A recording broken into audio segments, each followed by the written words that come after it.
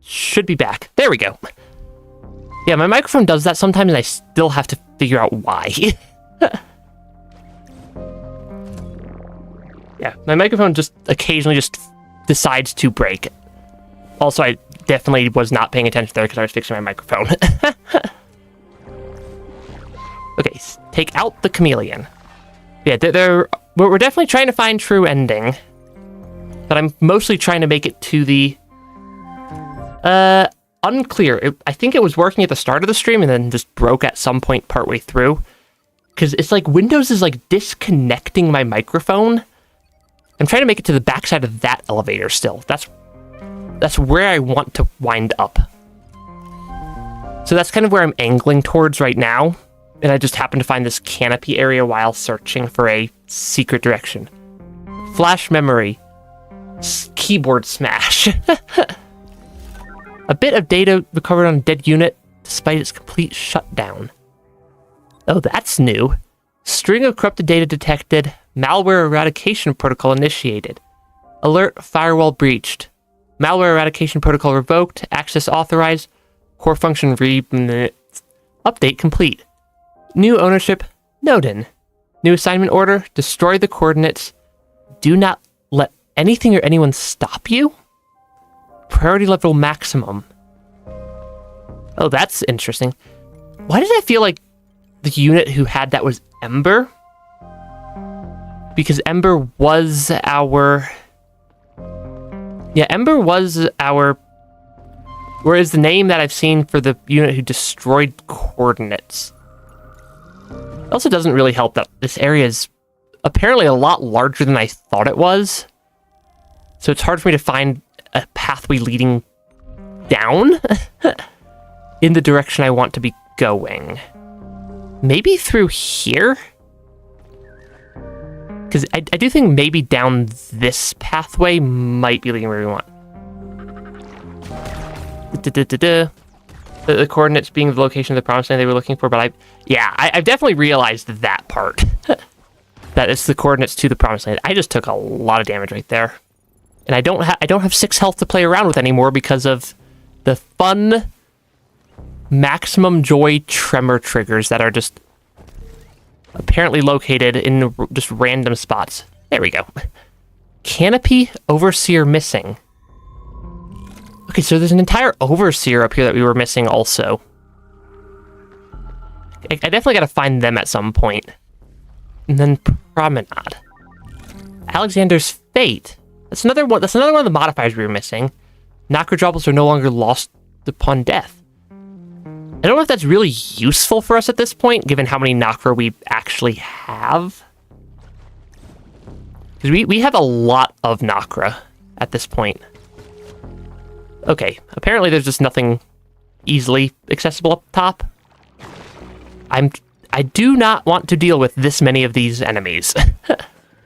There are a lot of them in that area. Yeah, there are a lot of enemies in this area that I just do not want to deal with. Really? Really? How long is that thing's attack range? That enemy has a very long attack range. We have over 11,000 Nakra droplets, and I'm pretty sure we only need like 1,200 to buy out Mel's shop. I'm pretty sure we only need like 1,200 more Nakra droplets to buy out Mel's shop. Yeah, I mean, last time I thought I hit every tremor trigger in the game. We found more tremor triggers, which is kind of a terrifying prospect. Also, the fact that there's so many enemies right here, including the one that has like the infinite range, making it really hard to clear this room and still have any health left. Yeah, clearing that room is going to be fun. And it's solely because of the guy or the enemy that has the long range. Can I kite like one one of these enemies over without triggering the big guy. Yeah, good thing I don't have to. I want to get past this room, though.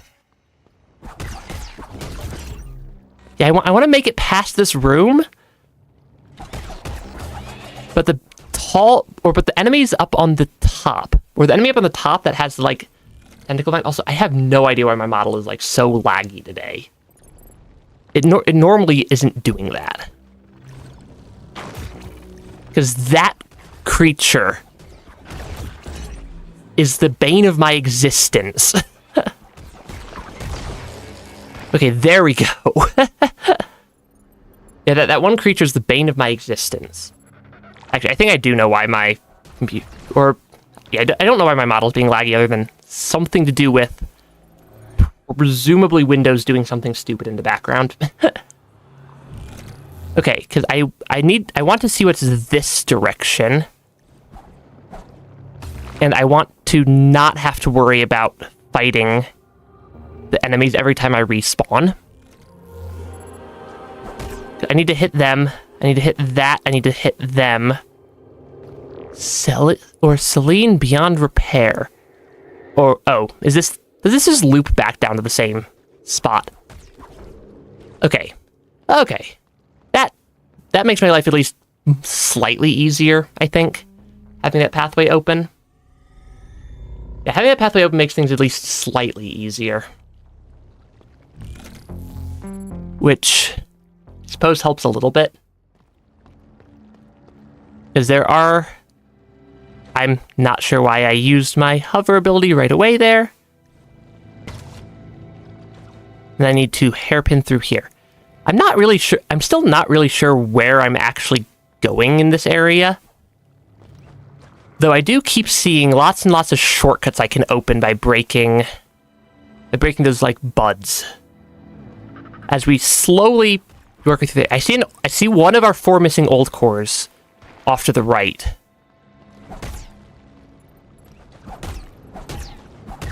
Yeah, I see one of our 4 missing old cores to the right, and also a creepy, or I guess it's off to the left now, also a creepy headless statue. I'm not sure what to think of the statue, other than it is a little bit creepy. Okay, take out the enemy. Defeating the enemy always gets priority over basically everything else. Okay, I can pick up the Nocrodroplus, and then I already have more Nocrodroplus to crystallize. I like how the Nocra takes a second or two to actually register. It takes a second or two for it to actually register. I didn't let my energy regenerate. Yeah, this is a massive area. This is an absolutely massive area. Hey, Forgotten Dreamer, welcome to stream. Yeah, this is a much larger area than I was expecting to come across. I was expecting like a short little secret pathway to the other side of the wall near the elevator. And instead we've found I think, entire missing part of the map that I did note that I thought something was missing on this side of the map, and I just didn't know where. But, well, we now know where. This feels like a boss fight room. Or at least a boss fight, something leading up to a boss fight. Ooh, door. And I can open the door. Bonus. Half the doors in this game I just straight up cannot open. I'm gonna follow the staircase up to... I don't know where. I don't actually know where anything is in this game. Is this back up to the Overseer? This is back up to the Overseer. Okay. I want to update my map. I definitely need to keep my map up to date in this area because things are very, very confusing with how large of a section this is. Okay, so there's a door to the right. I apparently just missed a pathway there, and I missed a pathway there. I also missed a pathway there. This is why I like to keep my map up to date, because it actually shows me all the pathways that I just ran right past and didn't even notice were a thing. Which does I suspect come in quite handy for actually tracking down all the secrets we're missing. If I can at least see full pathways that I've just never traversed. Okay, I don't know where I'm trying to go here. I'm guessing I don't want to jump on that bounce pad because that bounce pad looked evil. How do I get through there? Okay, because I see a shortcut bud way up in the dark corner up there, up top. I just need to figure out how to get over there. I'm guessing it's exactly like that. There we go. Okay, yeah, a lot of this game's platforming has gotten a lot easier since we went through the Crucible. Ooh, modifier extension. Ooh, that's actually really good, because now we have 20 bonus modifier slots over what we had last time. Last time I set up our loadout, since I purchased the one from Mel for the 4 old cores, and then we just found 10 more modifier slots. How many modifier slots? I wonder how many other modifier extensions I'm missing and I just don't realize are missing. I'm gonna keep going through the door to the right, because that feels like a more useful... Yeah, going to the right feels like a more useful thing to do. Ah. That is the weirdest respawn point I think I've seen in quite a while. What did I just respawn on? I think I just respawned in, like, the middle of the air. Which, while funny, I don't think is supposed to be a valid point to respawn in this game. At least from what I know. You're always supposed to just respawn on the ground and not tucked into the... or not just floating in the air somewhere. Okay, there is... Actually, there's a junk pile. I see this enemy. I did not let my health regenerate my extra shield layer before I jumped down here. Luckily, we are right next to a knocker basin, so I can easily refill my health. That does indeed help. And yes, my microphone is not broken still. There we go. Good. I was wondering if my microphone had to be broken. Yeah, it's honestly not the worst bug to run into, because it did actually help me. Because it's not a terrible spot to respawn, it's just a little bit weird. Okay, I found the top. I think we're here-ish.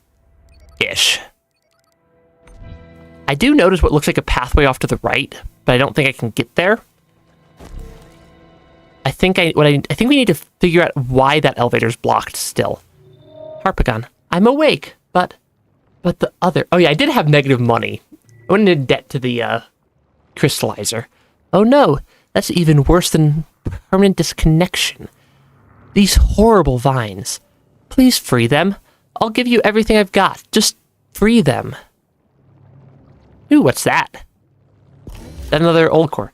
That is another old core. That means we're only missing 2 old cores, as far as I can tell? Yeah, as far as I can tell, that means we're missing 2 old cores. Which isn't terrible. I can work with 2 missing old cores. Presumably. But also, the game didn't technically give me negative money. It just didn't count the fact that I got my money in the form of crystallized Nakra and then died, and it did a double subtraction there. So it was more that we were just took out a temporary loan from the Nacra crystallizer than... More so than anything. It was still very funny. I don't remember if I ever turned that one into a clip or not. Okay, I need to pick up the crystallized Nacra. I don't know why I was trying to hold the Y button. Dude, this door is not locked from the other side. And it's our overseer. I do like reconnecting the overseers. Yeah, I do like getting the overseers reconnected, because that means it's at least one fewer thing missing. Oh, I see an item. Pearl record, no future. We're finding a lot of the items that we're missing up in this area. Consigned words of her pearl, recorded through the network. Ozma's keeper came with that traveler in tow, asking for refuge. I should have turned them down. Instead, I opened the library for them. They were meant to be safe within its walls. Even he, blinded by his current folly, should have recognized the sanctity of this place. How naive of me. Oh, I think that's all the Pearl records. Yeah, we are making a surprising amount of progress. Locked requires friendly invitation. I like how every time I think I'm finding all the items, I suddenly uncover 6 more items that I'm just missing. Or just find some new item that I'm apparently missing. In this case, where do I get the friendly invitation from? I didn't even know that was an item. I didn't even know that friendly invitation was an item that I could get. Let alone where I'm going to be able to find it from. Also, I definitely did not let my health regenerate there. I want my health to... Yeah, I want my extra layer of health to regenerate before I come up here. That's one more of our missing old cores. Because in order to at least buy out Mel's shop, we only need 1 more old core now. Which I have no idea if it's going to be somewhere later in this area, or if we just missed a random old core tucked who knows where. Somewhere in the map. Entirely possible. Whatever I do, don't forget to make some nice friends. I'd make nice friends if I knew where to make nice friends in this game. But I don't even know where to make friends in this game. Because the only even thing remotely resembling a friend that we've made is the person we basically forced to be our helper. Unknown object. What's this one? So I suppose that is the friendly invitation we were missing. Grants access to the Bell's Tower in the promenade. It's slightly covered in goo. I don't want to know what that goo is. Join us, join us, join us, join us, join us, join us, join us. That is a concern. I think that's more of a concerning invitation than a friendly invitation. Also, that is the evilest bounce pad ever. Yeah, that is definitely the evilest bounce pad I've seen in at least this game. Because it's just a bounce pad to instant obliteration. Okay, I think the friendly invitation was useful over to the left through this door and then down. If I'm remembering the pathway correctly, at least.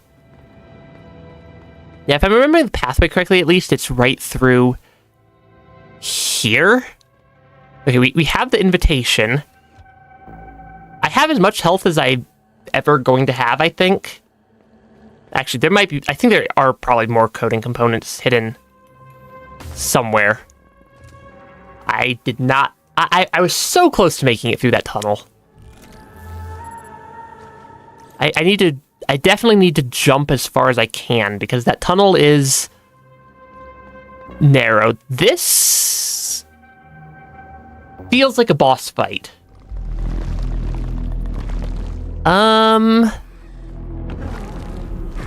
Friends. Nothing to worry about. I'm going to seriously question that statement that there is nothing to worry about with these supposed so-called friends that we have now found. Also, I am taking a lot of damage already. Because I definitely don't have enough... Or I definitely don't have my boss fight loadout set up. Because I equip a different set of modifiers for most boss fights than the ones I've been using for just casual exploration. But I definitely don't have that. And now I know why you said that. Said it like that. Because we have found some friends. I do like how the enemy is actually called Friends Smiley Face. that is rather amusing to me. Also, I think the friends may I think the friends might actually win that fight. I'm not sure they were very nice friends. They were definitely friends, though. Okay, how do I get down there? Given the traversal pathway down to... That is blocking my pathway to the elevator. So I need to beat them. Given that traversal pathway is not exactly what I'd consider safe.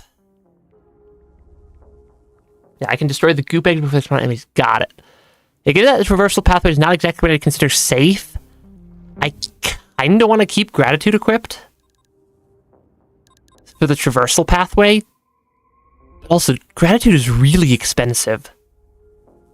I don't need the knocker basins, though.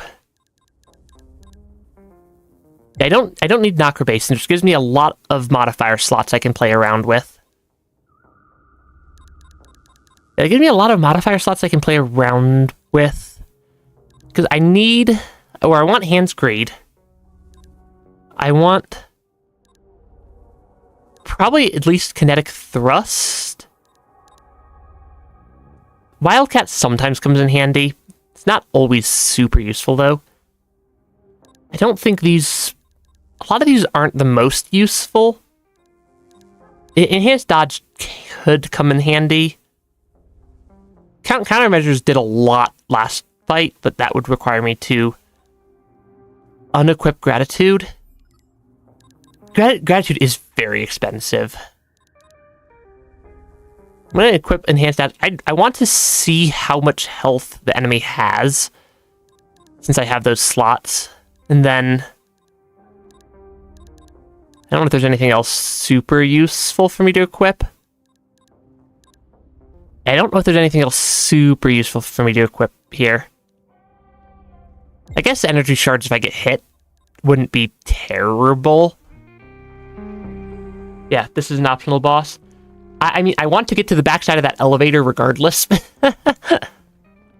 So they are no longer an optional boss. Yeah, there's an accessibility option that does the same thing the mod does, but free. I don't want to use that. Not...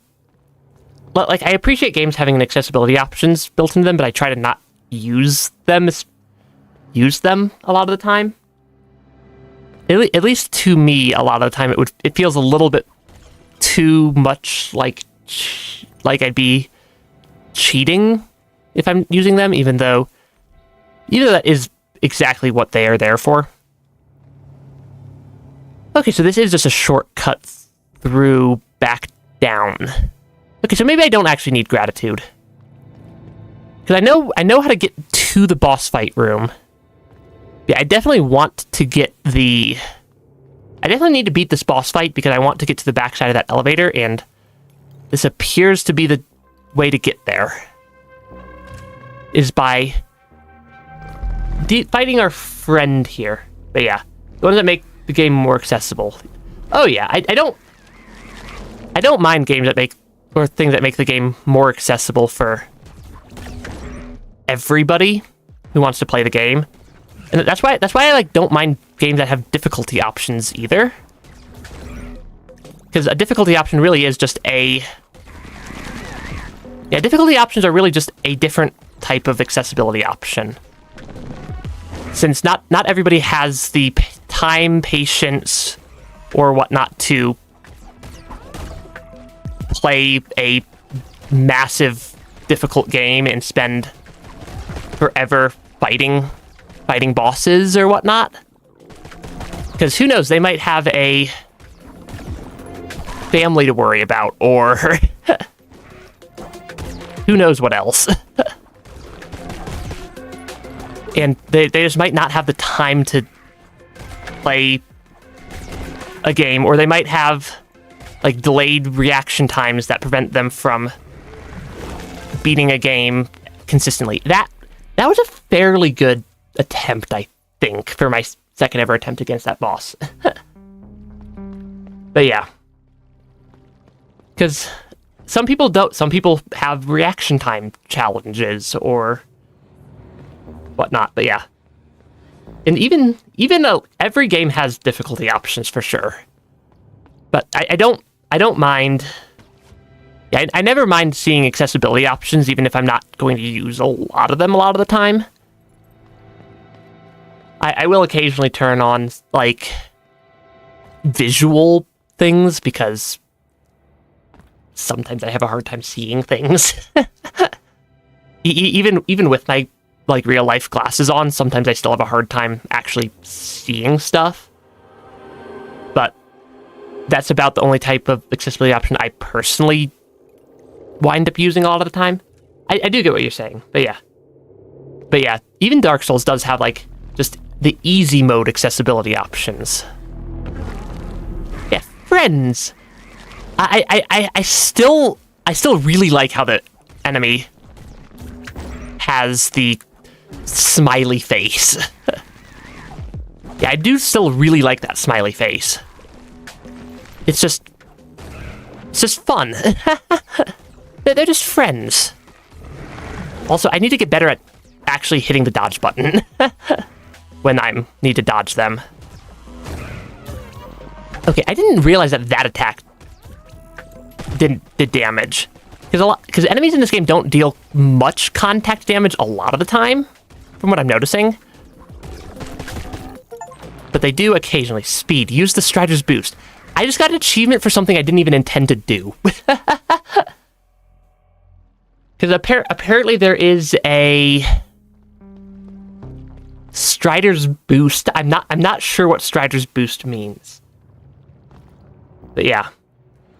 I mean, for some people, that might be how they need or want to play Nine Souls, but that's also not why I'm playing Nine Souls, for the minimal damage and extremely high damage output.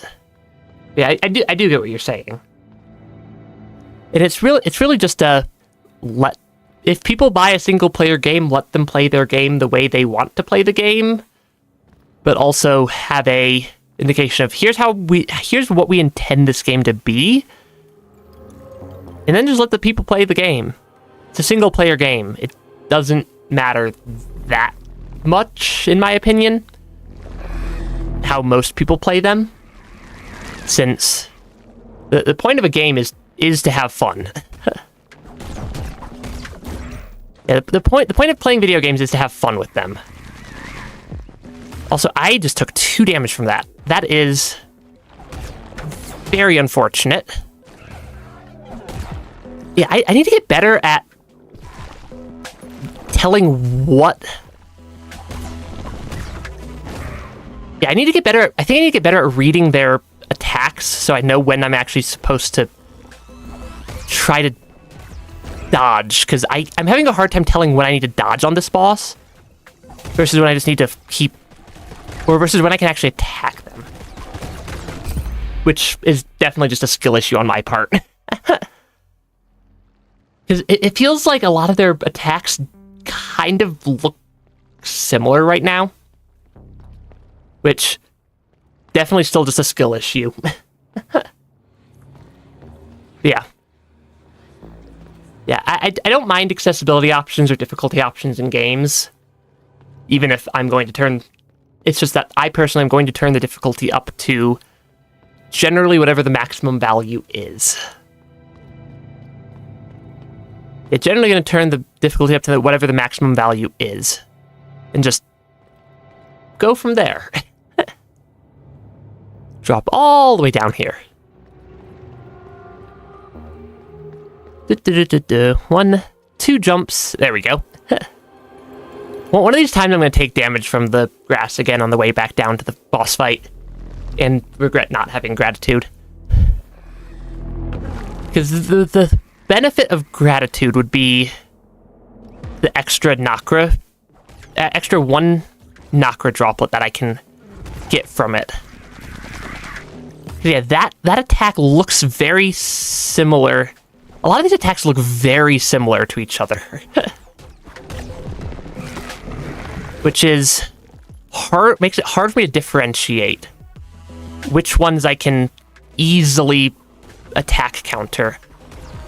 Okay, I need to attack the goop blobs before they spawn stuff. Okay, and then I can attack the boss a little bit here. I definitely need to keep attacking the boss because I'm gonna run out of energy if I don't. Though also, I'm taking more damage from trying to fight the goop blobs than I am from the actual enemies that they spawn. I'm taking more damage from the goop blobs than the actual enemies that spawn from the goop blobs. Because they're not that hard to deal with. Okay, that was... It's not a terrible, though I'm also very low on health, and there's a lot of stuff happening. There we go.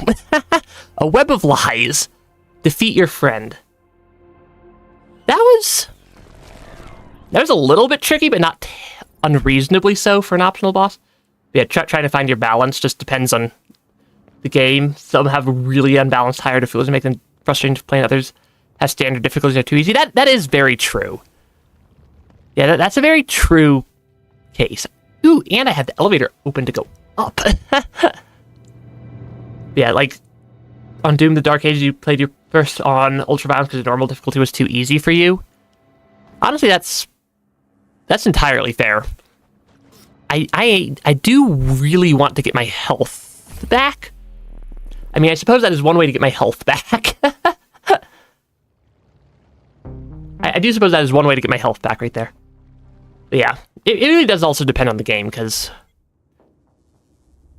games have different difficulty scalings. Some of the developers are going to inevitably be people like me who think that who think that just extreme difficulty is the most fun thing ever.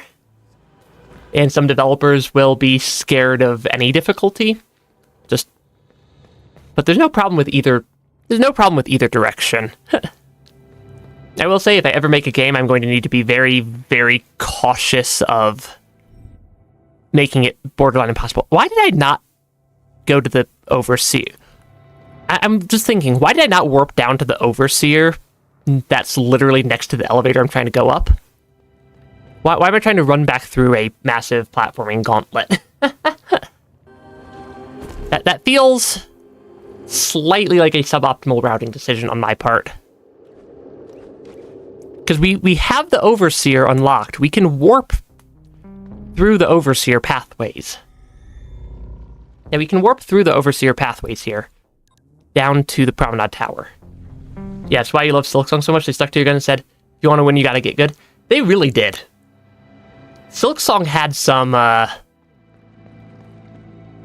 tough bosses. Yeah, Silksong definitely had some tough boss fights throughout the game. Where was the elevator? I think it was actually up in the ceiling. Which is a weird spot for your elevator platform.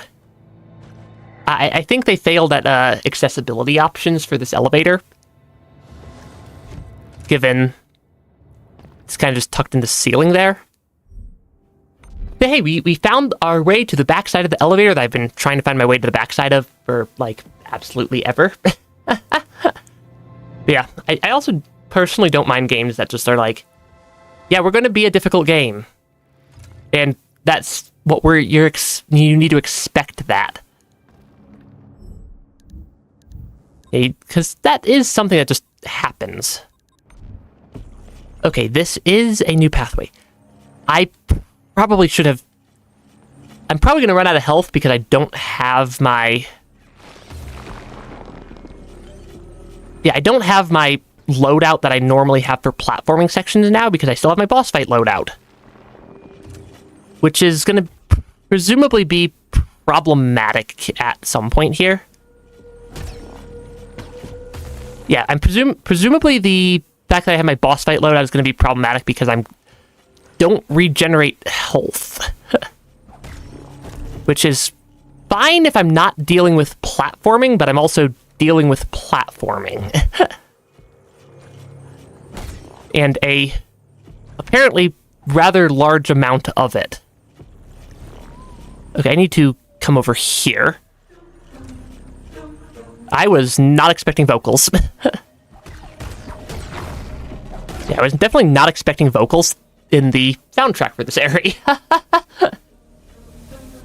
Oh, and I can't even heal because I'm still on my boss fight modifiers. I'm just gonna go back and swap my modifiers back around to something slightly more sane for exploration. I don't need that. I don't need that. That's my boss fight loadout.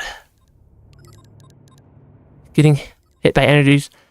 I might as well equip all of those. I do want gratitude. I don't mind the enemy health, but also, I don't know, enemy health I might as well have equipped because it's basically free at this point. Yeah, equip the stuff that's basically free. Yeah, I think having my platforming loadout for the platforming section is going to be useful. I can normally make that jump on my first try to get up to the elevator. Well, why am I having such a hard time getting up to the elevator now? 1, 2, 3. It is not that hard to get onto the ceiling. There we go. Yeah, I'm like, it's normally not that hard to get up here, but apparently it is for me today. But there is definitely some secrets. Have I been through here yet? I have been through here yet. Oh, that's probably a much faster way to get up to the elevator than whatever the heck I was doing off of the door frame. I was definitely just janking off the door frame and forgetting that there's a nice, well-defined pathway. Was that a junk pile up above me? I think that's a junk pile up above me. I'm going to double check that that's just a junk pile up above. It is. Because I have a trust issues with where things are or with what items are where in this game at this point. Okay, and then, might as well clear out the Nocrobation room that's up here. I don't know why I bothered coming back up, running all the way back up, given I'm trying to go to the right instead. But, well, we did. We took damage. We also can heal the damage now that we actually have our Nocrobasin. Yay! Yeah. I'm suspecting that this area connects to this area to give me those items. And those feel like they'd be useful items because I think I saw a damage upgrade hidden in that room that I have marked on the map, which would be very nice to pick up. Please let me over. Thank you. There we go. Over here to safe platform. Yeah, one little bit of platforming at a time. There's nothing to the left wall, I don't think. I do want to be as cautious as I can be trying to make it through this area, because I think there's a platform here. It's a good thing I stood on the stable platform before I jumped into the danger grass. Yeah, this enemy is just really hard for me to actually get a dodge off on consistently. That one particular type of enemy. Oh, that explains why I got, like, flung last time. Yeah, that would explain why I just got, like, flung the last time I tried to come through this room. I didn't realize there was ice. Yeah, I didn't realize that was an ice platform. Okay, that's going down. Is there something off to the right? Or not right, the left? There is indeed something over there. Because I think I need to hit that pink cauliflower. Double jump up here, and then hover over. I'm not really sure where I'm going. I'm not really sure where I'm going through this area, other than through this area. There is something off to the right. I want whatever item that is off to the right. Okay, yeah, that does indeed, and you can actually see that there's an item over there on the stream. Sometimes that doesn't happen. Because the more items I get, the better. Because as much as I don't mind having 5 health, I like more health. Though also, knowing my luck, I get 6 health, and then I will immediately run into... Hey, look, it's an old core. But yeah, knowing my luck... Hey, wait, so... But yeah, knowing my luck, the moment I get 6 health, I'm going to find another trigger point or tremor point that I somehow managed to miss the entire game. And just get instantly obliterated. Just woke up. I mean, nothing wrong with that. I have no idea where we are. But I definitely missed an item there-ish. I definitely missed an item there-ish. Not sure what type of item that is, or what item that would be, though.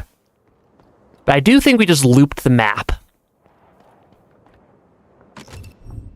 Yeah, we definitely just looped the map. Hey, I finally unlocked the locked door that's been blocking my path. Is there something up here? There is something up here. Ooh. Secrets. Secrets. This is leading in the direction I need to go. It's noon. Your sleep's just messed up. I mean, my sleep schedule is also generally not in great shape. Why does this look like another boss fight? Ah, yes. Another boss fight. From somebody whose name I forgot to read. Okay. They don't have that much health, but I also am not in boss fight mode. I don't have my boss fight loadout. I suppose my boss fight loadout's not that difficult to equip for this boss, since there is a tunnel where there is a... I opened up the shortcut through that door. I just don't deal a lot of damage when I'm not in boss fight mode. I like how they're taunting me. Yeah, I like the taunting that they throw out in my direction. Because they're, like, slightly taunting me.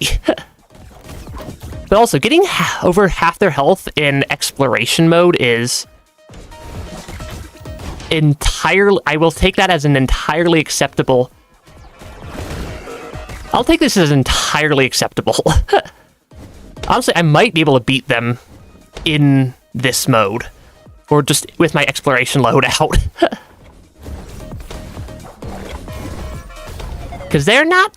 Yeah, they don't have that much health. Yeah, they do not have that much health. That was a first try boss fight. I think. Yeah, that was a first try boss fight. I was expecting more difficulty out of that. Most of the boss fights in this game are at least things that I need to swap my loadout for. And aren't whatever that was. But this is a new room. This is the room. Because I saw these items quite a while ago. First case, a letter from Tomo. Oh, that's our missing letter from Tomo. I was genuinely surprised and a bit happy when Liho asked me to take a look at this engraver. Same Liho who never once showed any interest in machines, now invests in the well-being of one malfunctioning unit? How refreshing. All that Hollow Knight and Silk Song gave me boss fight muscle memory? It kinda did. Grant, I play a lot of difficult games in general, but yeah, definitely. I understand better now. This blind animosity, this apparent deterioration of the cognitive systems. It reminds me of Nodin's takeover. The one time machines rose against the travelers. No wonder it caught his attention. Except, this is different. There's no motive, no objective behind it. No mastermind. I don't think Liho realized that, though I fear he might take it personally. Paranoia would be even worse than his current apathy. I should act before it comes to this. Liho suffered enough already, and this time I can actually do something to prevent it. Maybe ask Samsk for his opinion? That'd be a good first step. That is, if I can find him first. Also, I think this is another damage upgrade. That's normally what I get from absorbing tendrils. You remember the final boss of Nine Souls being very, very hard when you first fought them, especially the third phase? The third phase was an experience the first time I triggered it. Yeah, increase the damage I do permanently. But yeah, it is... Yeah, the final boss of Nine Souls went from, this feels like the most impossible thing I've ever done, to, you know what, this was actually fairly reasonable once I learned how the mechanics of the fight work. Okay, I don't see any secrets hidden along the ceiling. I have a distinct distrust of ceilings, and I have a distinct distrust of this entire game, just hiding things from me constantly. So I did miss an item coming down this area. Actually, I think it was a little further left. I did definitely miss an item here, though. But a permanent damage upgrade is a very, very nice thing to get. Given how many enemies there are still, just hidden all over the game. And we do have all of the... We do have, I think, all of the old cores as well now. Because I think there were 4 missing previously. Yeah, your muscle memory was so good you managed to do the fight without taking even any internal damage. I don't think I've ever done that. Yeah, I don't intentionally beat bosses when people who are wanting to watch the boss fight aren't there. I just stream and play the game. But yeah, I think White Soul did miss that boss win. Okay, there is definitely an item up somewhere in this area. Honestly, for that boss fight that we just did, having gratitude was kind of helpful because it gave me quite a bit of extra health from just gratitude regenerating as we were on the ground. Is there a secret over here? There is a secret over there. I think I can probably get there without... I'm guessing this is the item. Yeah, I'm guessing... Oh, I need to... Hairpin, attack to the left, then go down and around. Yeah, I don't intentionally... I mean, I guess I do intentionally beat bosses. But I don't intentionally, like, try to make people feel sad by beating bosses that they wanted to watch. I just can't predict when I'm going to beat a boss. Yeah, it is a very unfair feeling difficulty jump. I'm going to come in from the left side through the door we opened. I feel like it's a shorter pathway back to that platforming challenge now that we have actually full health. Yeah. It is a... Yeah, the final boss of Nine Souls is a very well-designed final boss. It's a massive difficulty spike, but also, you can predict that it's going to be a massive difficulty spike just from how the game's been building up that boss fight the entire game. And even from like the very first cutscene of 9 Souls, it's building up to it's going to be a showdown. Yeah, it's going to be a showdown for the final boss. Also, this game is so pretty. Yeah, Memories in Orbit is just such a pretty game. Yeah. Yeah, the final boss of 9 Souls just...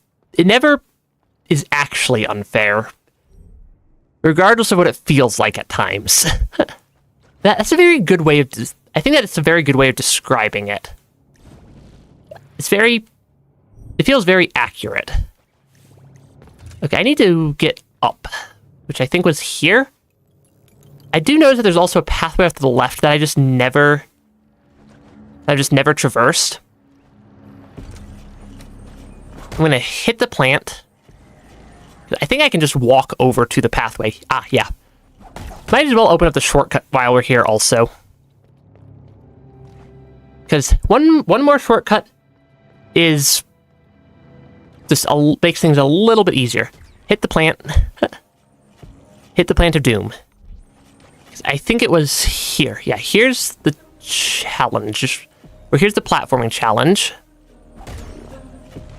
Then I can go back through here. Oh yeah, that was really easy. I do know of Dredge. I haven't played it. Coding component. I currently carry 1 of 4. Apparently I missed an entire set of coding components somewhere. Apparently I've missed an entire set of coding components tucked. Honestly, I have no idea where that would be. Yeah, I legitimately don't know where that coding component would be located. But apparently we missed an entire set. We are going to need to find that at some point, presumably. Yeah, trusts the player to actually be asked to master all the mechanics they've been using the entire game.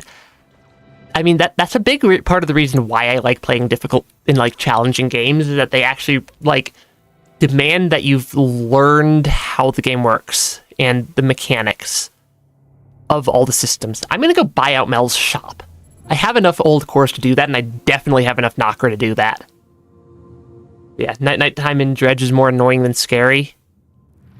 I mean, some games do hit that point occasionally. But yeah, where they just, like, try to be scary, but it's just like, oh yeah, this is more frustrating. But I don't know, I can't speak too much on Dredge because I've never played it. I don't think I actually care about either of those, but I just wanted to buy out at Mel's shop. That's it. That was the very last piece of junk I had for repairs. You bought everything.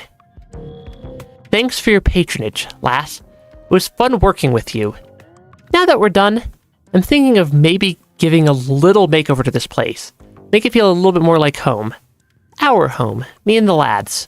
No old hags breathing down our necks anymore. With all the knocker you provided, it'll be done in no time. Come by later, lass. I'm still looking for training. You can give me a little push in the right direction.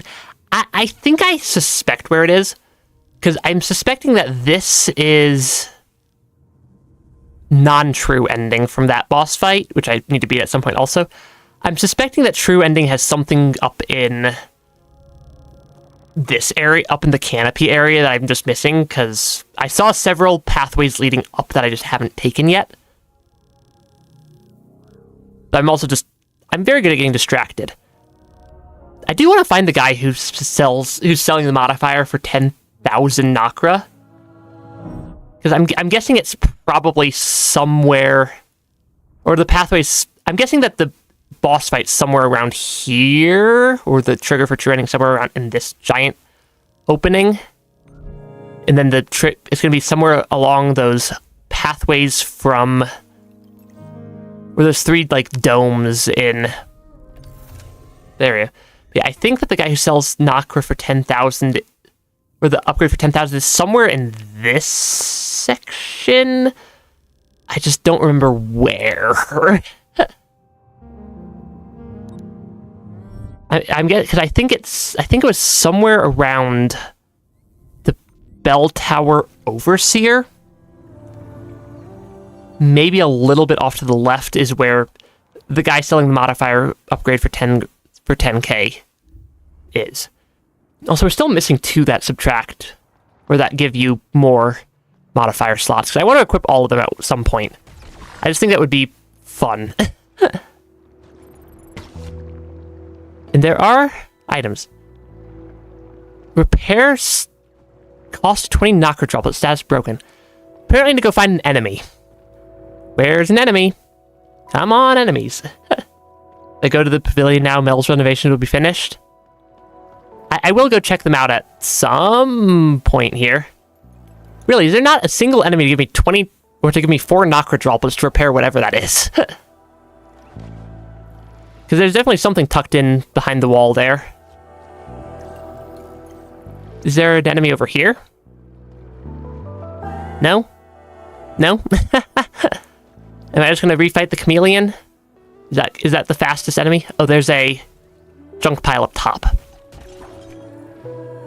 Okay.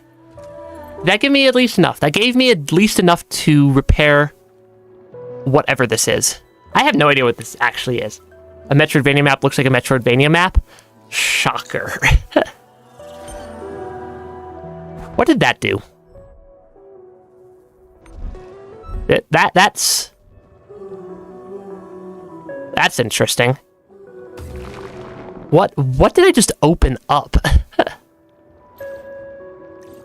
Yeah, what would I just unlock? Or like, what pathway did I just open? I like how I'm just constantly finding new things. No matter how much I think I've explored in this game, there's always something else that I'm just missing. Let me keep my energy up. I don't think it was over here. Yeah, I don't think that... Actually, was that pathway through here? Maybe? I do see at least a junk pile here. Okay, it looks like I went down and around instead of up. Though... I mean... Honestly, I'm low on cognition power a lot of the time also. Also, where is the guy selling the thing for 10,000? The entire reason I came back to this area, but also now there's a... something... I'm gonna put a something marker right there. Yeah, nobody's making fun of you. I mean, the only person who I'm making fun of is myself. Because... I can do that. Okay, there's not there. Not there. Because it was just an NPC sitting in some random corridor who I'm trying to find. It was just like, oh yeah, I want to sell you something because I have something that you want. And it'll cost you 10,000 knocker, and it's apparently a modifier that I finally have the money to pay for. And I just don't know where they actually are. I should probably not pause while I'm hovering above dangerous ground. That might... Not hovering over... Or not checking the map while I'm floating in the air above dangerous ground is probably a good idea. I'm not 100% certain, but... Dangerous ground is probably dangerous. Hey, Omen Heart, welcome to stream. We are currently trying to find... items that we missed. I think that's the best summary of our current set of objectives. It's just, we missed items. I don't like the fact that we missed items. And also eventually find where the true ending is, but I think I have a pretty good idea of that location at this point. Would I like to know what it does? I mean, I'm going to buy it regardless. I just need to find the NPC who's selling it. Because there's an NPC who's selling an item that costs like 10,000 Nakra. And I vaguely remember them being in this general vicinity. I just don't remember the specific location that they're in. Okay, I can definitely get up there pretty easily. Because I have so many abilities. That is a lot of damage. Also, it really likes to keep respawning me on the jump platforms now. I am noticing a slight obsession that the game has with that all of a sudden. Because yeah, we created that. I don't know how to get through there though. Because I don't think I can go down any further through this area. Yeah, I don't think I can go down any further through this area. It's a 20 slot mod that gives you increased damage when you're at full health. That might honestly not be a terrible modifier. Okay, I see it. I see something through there. I can't go left from here. I don't think I could go up from below. That was a very bright bit of thing. Yeah, spent last several hours downloading around 200 videos you plan to add to your PSP. It's a lot of videos. That's a lot of content. Yeah, how do I get into that room? Because it's like on the backside of this waterfall, almost. Oh, hold on. There it is. That was not obvious. Bell Tower Visitor Pass. Grants access to the upper floors of the Bell Tower in the Haven. Come and witness the majestic toll of the last untouched relic of Earth, the Celestial Bell. Hold on, that's an Earth. The fact that said Earth just like completely tripped me out. Are the travelers humans? What?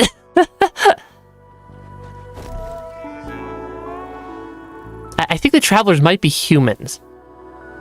At the next toll of the bell, it will be exactly 400 years since Sancho started looking for his bell tower pass. Maybe it's time to call it off. What? You have a spare one? Oh, he'll be so happy. And if they're not humans, then they're at least something Earth-based, presumably.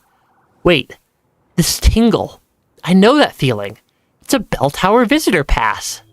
Are you giving it to me? Thank you. Thank you so much. Finally, I can go to the canopy. I would probably cry if I had lacrimal glands. Yay, we helped them.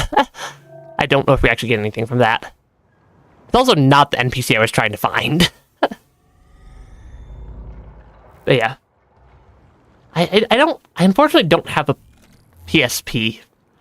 I've played some PSP games, but they were either through an emulator after I legally acquired the game, or they were like on a PSP that I like borrowed from a friend. I still don't know where the guy who was selling the item for 20 or 10,000 is located. Because I know that they were around here somewhere. But I feel like I've explored almost this entire area. Yeah, I feel like I've explored basically this entire area trying to find the NPC who sells the item for 10,000. PSP PlayStation Portable, I think is the correct term there. Oh, that's an item. There's a shiny item down there. Yeah, it's one of the older PlayStations. It's a like one of the old handheld PlayStations, which honestly they were. I do like handhelds. I still need to get myself a Steam Deck at some point. Because I think a Steam Deck would just be a fun little thing to have for playing. For some of the games I played that I just either don't or can't play on stream for whatever reason.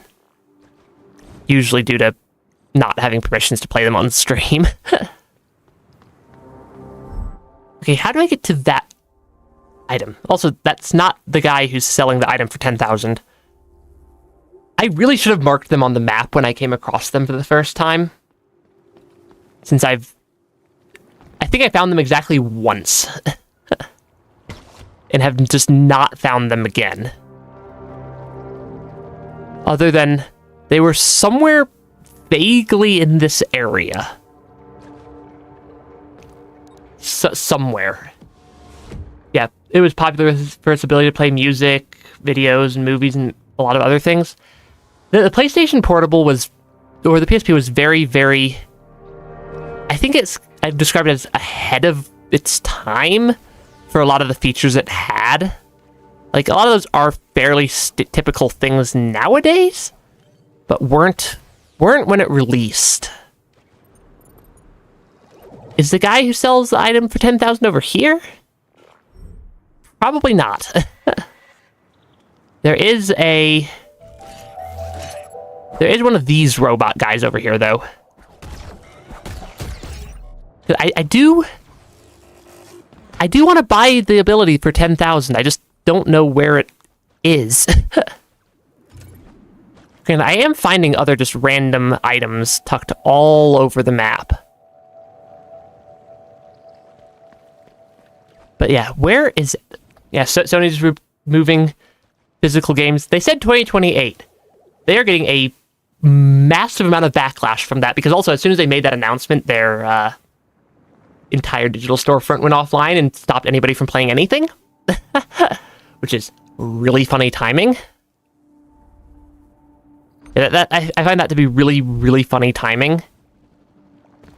That for just that outage was like as soon as they made their announcement. They also removed over 500 digital movies from people who had purchased them and didn't have any sort of refund, which, like, technically you agree to that in their licensing terms. It doesn't make it a good thing or an acceptable thing, in my opinion. I don't know. The parts of the game industry are messed up. And then you have Steam over here just constantly winning at everything it does. Steam is, I think, the master of being a not evil game company. Can I go up?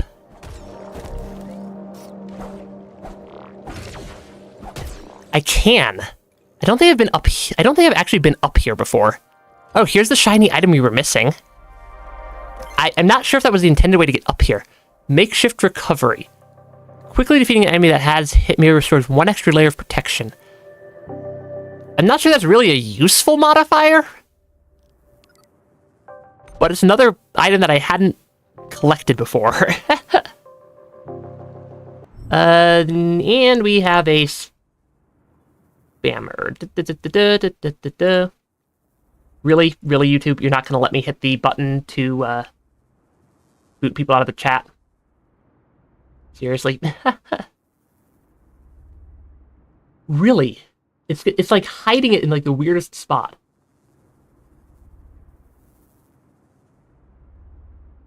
Okay, there we go. It's always funny sometimes how YouTube is constantly like glitching out at things. Anyways, back to the mission of where is our robot friend who's trying to sell us something for the absurd amount of money. Yeah, maybe I need to stream how to do some of this stuff for me. Honestly, maybe. But yeah, Valve is still doing the best they can even with the memory pricing. Because, like, yes, they had to increase the price of the Steam Deck, and the Steam machine's not as cheap as they would have wanted it to be. They still released them, and those are two of the bigger things that have happened recently. I like how just finding random items just lying around. Bits of data recovered on a dead unit despite its complete shutdown. Hostile presence detected. Number of units 1. Danger level not worthy of attention. Can be ignored safely. Communication attempt ignored. Communication attempt ignored. Communication system overridden. Opening private channel. Found you, thief. Did you think you could block me off? Ha! Mel told me everything. You don't have a chance. Now, give me back my hat. Wait, where is it? What did you do with my precious hat? Oh well, don't worry, we'll find a solution. Private channel closed. Alert. Danger level rising. Yeah, like, I know... yeah, Valve is the one company I trust isn't increasing the price of their machines out of greed. And they're like the one company I trust on that. They're also like the one company I trust who isn't going to like absolutely just like delete everything I own on a whim. For no reason other than they decided they don't like me today. Yeah. Plays Gary's mod now, but it isn't working too many workshop files. That would be the case. Also, where is this NPC robot that we're trying to find? I found like every other apparently missing item in this entire area other than the one robot I wanted. Were they like... Because I do remember them being in this area somewhere. I just don't remember where in this area. I haven't explored too far to the left yet. Yeah, Valve is a... They're not the only trustworthy company, but they're one of the only companies that I trust for digital things that, or at least trust aren't being outright just 130% greedy with digital things. I do have other companies I trust, they're just not for digital goods. Is he like left at the upper elevator location? I remember because what I remember about the NPC we're trying to find is he was sitting on something that I vaguely remember looked like maybe a flower pot. Was selling something for 10,000 Nakra, which we now have. At least in the form of crystallized Nakra, which I'm assuming he'll accept. Because everybody else has. And I think he was sitting on something, or like around something that looks like a flower pot. I'm guessing that's a junk pile. I'm guessing that's a junk pile up here, but I'm going to come check anyways. Because who knows how many other random items I'm just missing tucked into the strangest corners. Yeah, those are just junk piles. That was not a junk pile. That was an actual enemy. But I seem to vaguely remember the NPC was sitting on something that looked like a flower pot. I like how the challenge has turned from like find random missing things to find one specific NPC who's just sitting somewhere that I think I mentally made a mental note that, oh, I'll totally find this area or find him easily later on. Honestly, if anybody remembers where the NPC is, that would also be very helpful at this point.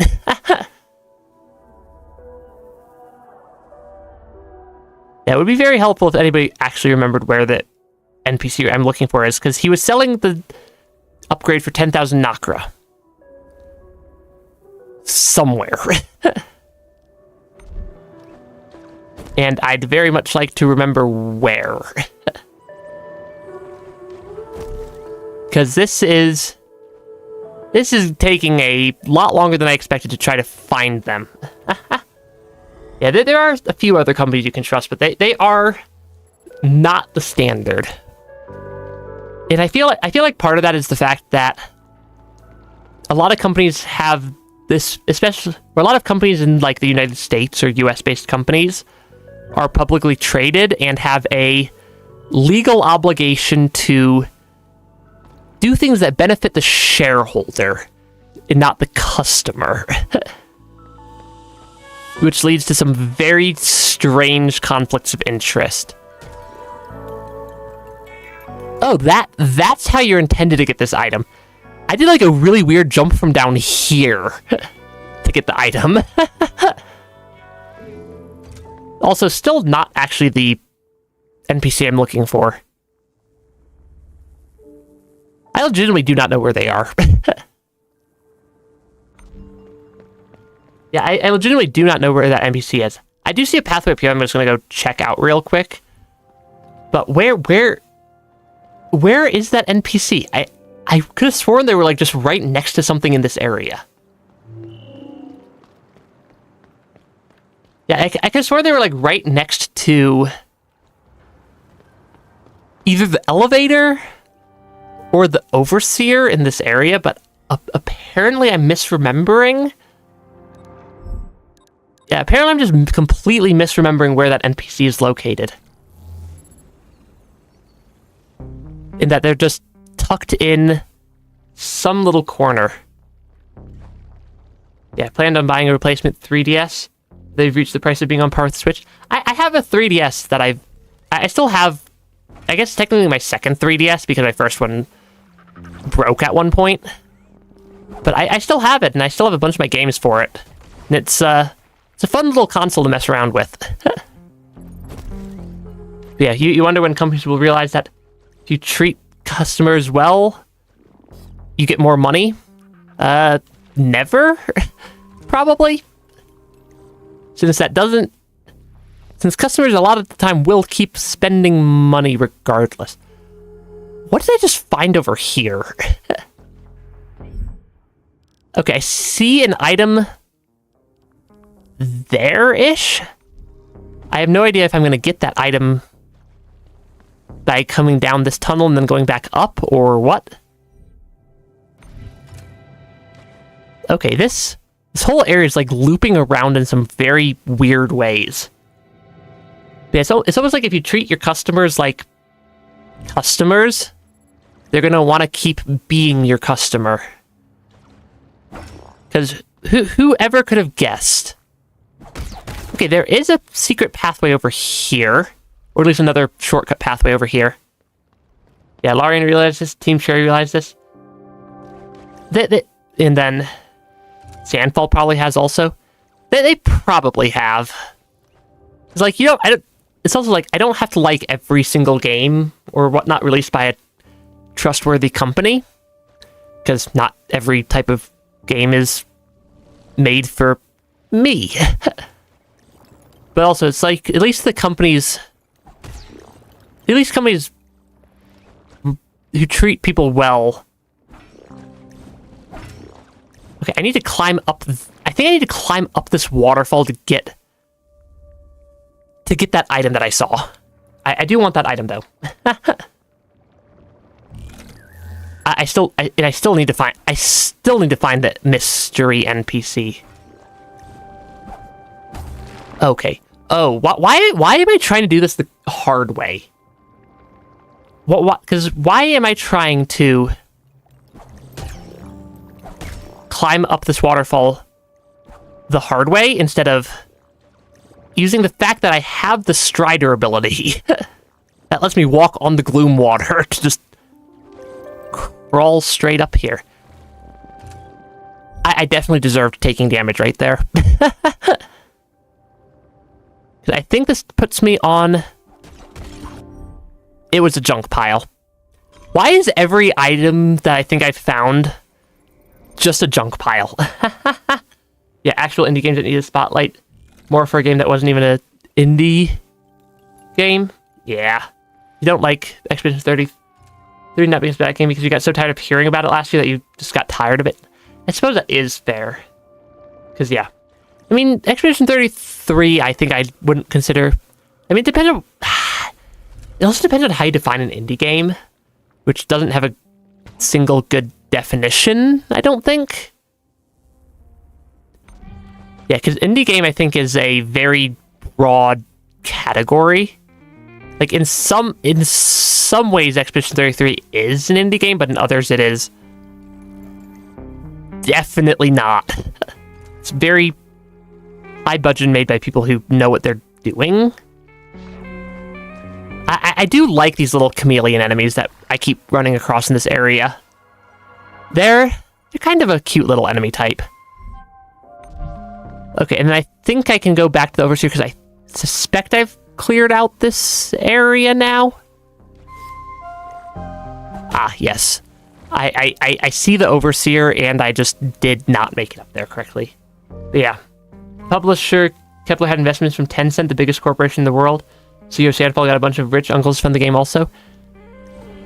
I personally don't define indie games based off of at least money that was spent on the game and more like size of team and experience and stuff, though money does play a factor in that. But it did have a lot of money behind it. It's no weird spot as a game. Like, we did clear out that room. I still want to find the guy who's selling the item for 10,000. But I am running out of ideas on where he's hanging out. Yeah, I'm running out of ideas on where that enemy is actually hanging out, or where that NPC is actually hanging out. Because I don't think he was in Promenade. I think he was in... I don't remember what the area is called. The area to the left. Also, I deal a lot of damage now that I have my next damage upgrade. It's a AA game. Honestly, I like that descriptor of games is like indie, single, double, triple, and quadruple A. Even though I don't like games that have quadruple A game budget. I feel like they get way too corporatized at that point. Also, where it's one enemy that I'm trying to find, or one NPC I'm trying to find somewhere. But yeah, double A game does make sense as a classifier, I think. Because, like, was the NPC down here? Was he up here? Like, where... I remember them thinking that, I'm not going to have a hard time finding them later. I am having a hard time finding them. And it is later. I think I only ran into them one time throughout the entire game. Somehow. Yeah, I think I somehow only ran into it one time. Isn't Mixtapes Games Dev tried its indie trust us trick? There's a point when it's like you definitely can't call it an indie game anymore. Since it's just not... Since it just doesn't fit the game. Like, it's like, oh, this mega game is not. It's like, always just like, this mega game is not actually an indie game. That has like 30 publishers and $100 million put into it and whatnot. Yeah, and then to Private Mouse PIA 6. Yeah, I don't think the NPC's there. I'm like looking at the map and I'm like, where have I not checked? I don't think I've checked this hallway. Because they wanted to sell something to me for an absurd price, and I now want to buy said thing for said absurd price. As a shopkeeper, they're not doing a very good job of advertising their location or being in a spot where people can actually find their shop to purchase things.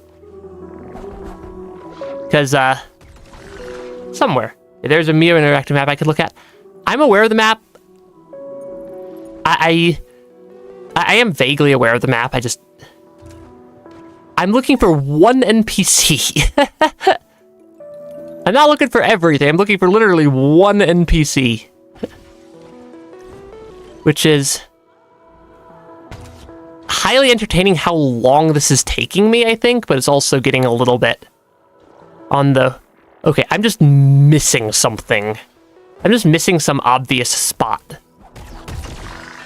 Because, like, I could pull up the map and find everything I'm missing in record time. But also, it feels like it should not be this hard to find one NPC. Like, it really just doesn't. Anybody here a math nerd? I read graduate level math textbooks in my free time for fun. Fun little VTuber lore there. I think that would classify as being a math nerd. Honestly, at this point, I think I'm going to look up where this NPC is.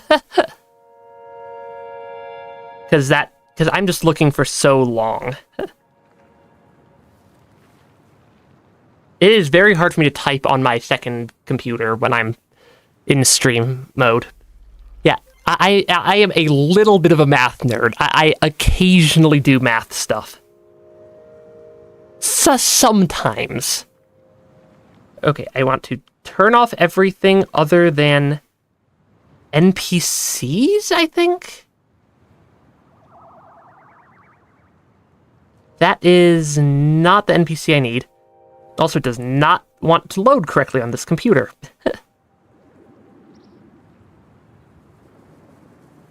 Yeah, I like how the map I'm trying to look at doesn't even work correctly. That is not the correct NPC. That is not the correct NPC. That's not the correct NPC. Is there, like... Can I, like, search for, like, module items or something? Yeah. Can I account for tax? Not mentally, but I know how I know how taxes work, so I can account for them easily. I just can't do that in my just mentally, because that's not generally something that advanced math requires you to do a lot of, is complex mental math. Okay, I found that modify. I found that. Okay, they are apparently located. The NPC we were looking for is apparently located here-ish. So I am, like, in the completely wrong part of the map. Yeah, I'm, like, completely in the wrong part of the map here. That is at least according to the random map I pulled up. Okay. At least I have a spot to run to now. Looking for the one singular NPC. Hey, look, I found a random item. Granted, this is the benefit of running around randomly, is, apparently I just missed a candle here. I didn't even know there was... Is that the last I don't know how many more candles I'm missing. I suppose that's one of the problems I'm running into, because I know that there's... I knew we were missing at least one. We might be missing two. Now we need a tax stream. You do not want... I'm not going to show my taxes on stream, because lots of very sensitive personal information in there. But also my taxes this last year were, like, over 100 pages long. Which is a very unfortunate thing to have to deal with. Honestly, I think the fastest way to get back is to just keep jumping into the grass until I run out of health. Yeah, turn it into a shorts skit. That could be actually kind of funny. Math problem, you have $100 in the music store you go to sells cassettes for 50 cents, including tax. How many cassettes can you get for $100? It depends on where you are, because sales tax varies depending on location. Yeah, sales tax depends on where you're physically located. And... yeah, not my actual tax, but it could be funny. Because that is a very universal experience. I need to go to floor... I think it's elevator floor 3. Yeah, sales tax varies depending on where you are. It's anywhere from... There are places with no sales tax to... I've seen sales taxes of upwards of 30 to 40% in some locations. And for some product categories, which could include cassettes. Because it's like, it's not a well-specified question. And half of advanced math is just trying to well specify your question to the point where you can even talk about an answer. Okay, I'm trying to get to this exclamation point, which is apparently the item that I want to purchase. But yeah, it is always funny. And yes, I have legitimately seen a 40% sales tax applied to an item. And this is not counting tariffs, which are functionally a form of a sales tax with a different name in a slightly roundabout way. Okay. Oh, where is it? I came over here at one point looking for the NPC already. Why did I not find them? Where are they hiding? Are they like hiding down under this ceiling? Like over here? Here they are. I finally found the NPC that we've been looking for how long now? Buy mysterious item. Huh? A trade. Ooh, that makes sense. That was a lot of knocker that I just spent there. The tax rate is 7.25%, including tax. I need to grab a calculator because I can't do that mental math, but it's not that complicated math. A modifier can be installed in your modifier center. A high increase of the damage inflicted on enemies when all layers of protection are active. Honestly, that's not the least useful item I've ever... That's honestly not the least useful item I've ever seen. That is a weird thing. And yes, 40%. I did not purchase items. But yeah, some places have some absurd tax rates that are just like, nobody is ever purchasing that. And then if you start throwing in tariffs as counting as a sales tax, it goes up by a lot. Okay. I know we're missing 3 coding components somewhere because we have one. Yeah, we have 1 coding component, so I know we're missing at least 3. I don't think we're missing any old cores. We're definitely missing a lot. I'm going to go explore Canopy some more here, because I think that's where True Ending is located. And I kind of want to at least find that area. Yeah. In order, if you have the $100 for the music store question, what you're going to do is you're going to take 50 cents. I'd probably write that as 0.5 because it's half of a dollar. Multiply by 1.075. That's your per unit price. Then divide $100 by your per unit price to eventually, and then you're going to round that number down. But yeah. You're going to eventually get there. I just don't have a calculator to actually do the calculation. Or at least I don't have my calculator pulled up right now, because stream. I also almost never actually see numbers in a lot of the math I do, which is fun. But when you're to the point in math where numbers are just a made-up concept. Okay, what I think is I suspect I need to go up this area and somehow climb up these Gloomwater waterfalls. Anyways, finally getting back on track towards actually maybe finding progression at some point. But it feels like where we're trying to get to is like way far up this area. I mean, given that there's walkable platforms up here, I suspect my theory's correct. Yeah, you know that numberless math? But you hate it, but you have to study that? I like it. The library. Isn't this like the important thing that this entire ship was built to protect? Was the library? Though also, this looks a little bit... I don't think you're supposed to be flooded. Also, that is a very large egg-looking object. I am not sure what to think of that. The library. That's an entire new area. Numbers are a made-up concept. We're talking math while I'm just exploring. But this is an entirely new area. Also, welcome to stream, Alexander. Cassandra, the catalyst was meant to turn a whole planet into a habitable home for the content of the library. And now, a large portion of it is gone. Forever. If the hand had listened to me, she might have found a way to seal the breach already. We wouldn't be in such a hurry to land now. Yet she insisted that she knew better. She harvested it and cleaned it, and tried to turn it into more pearls.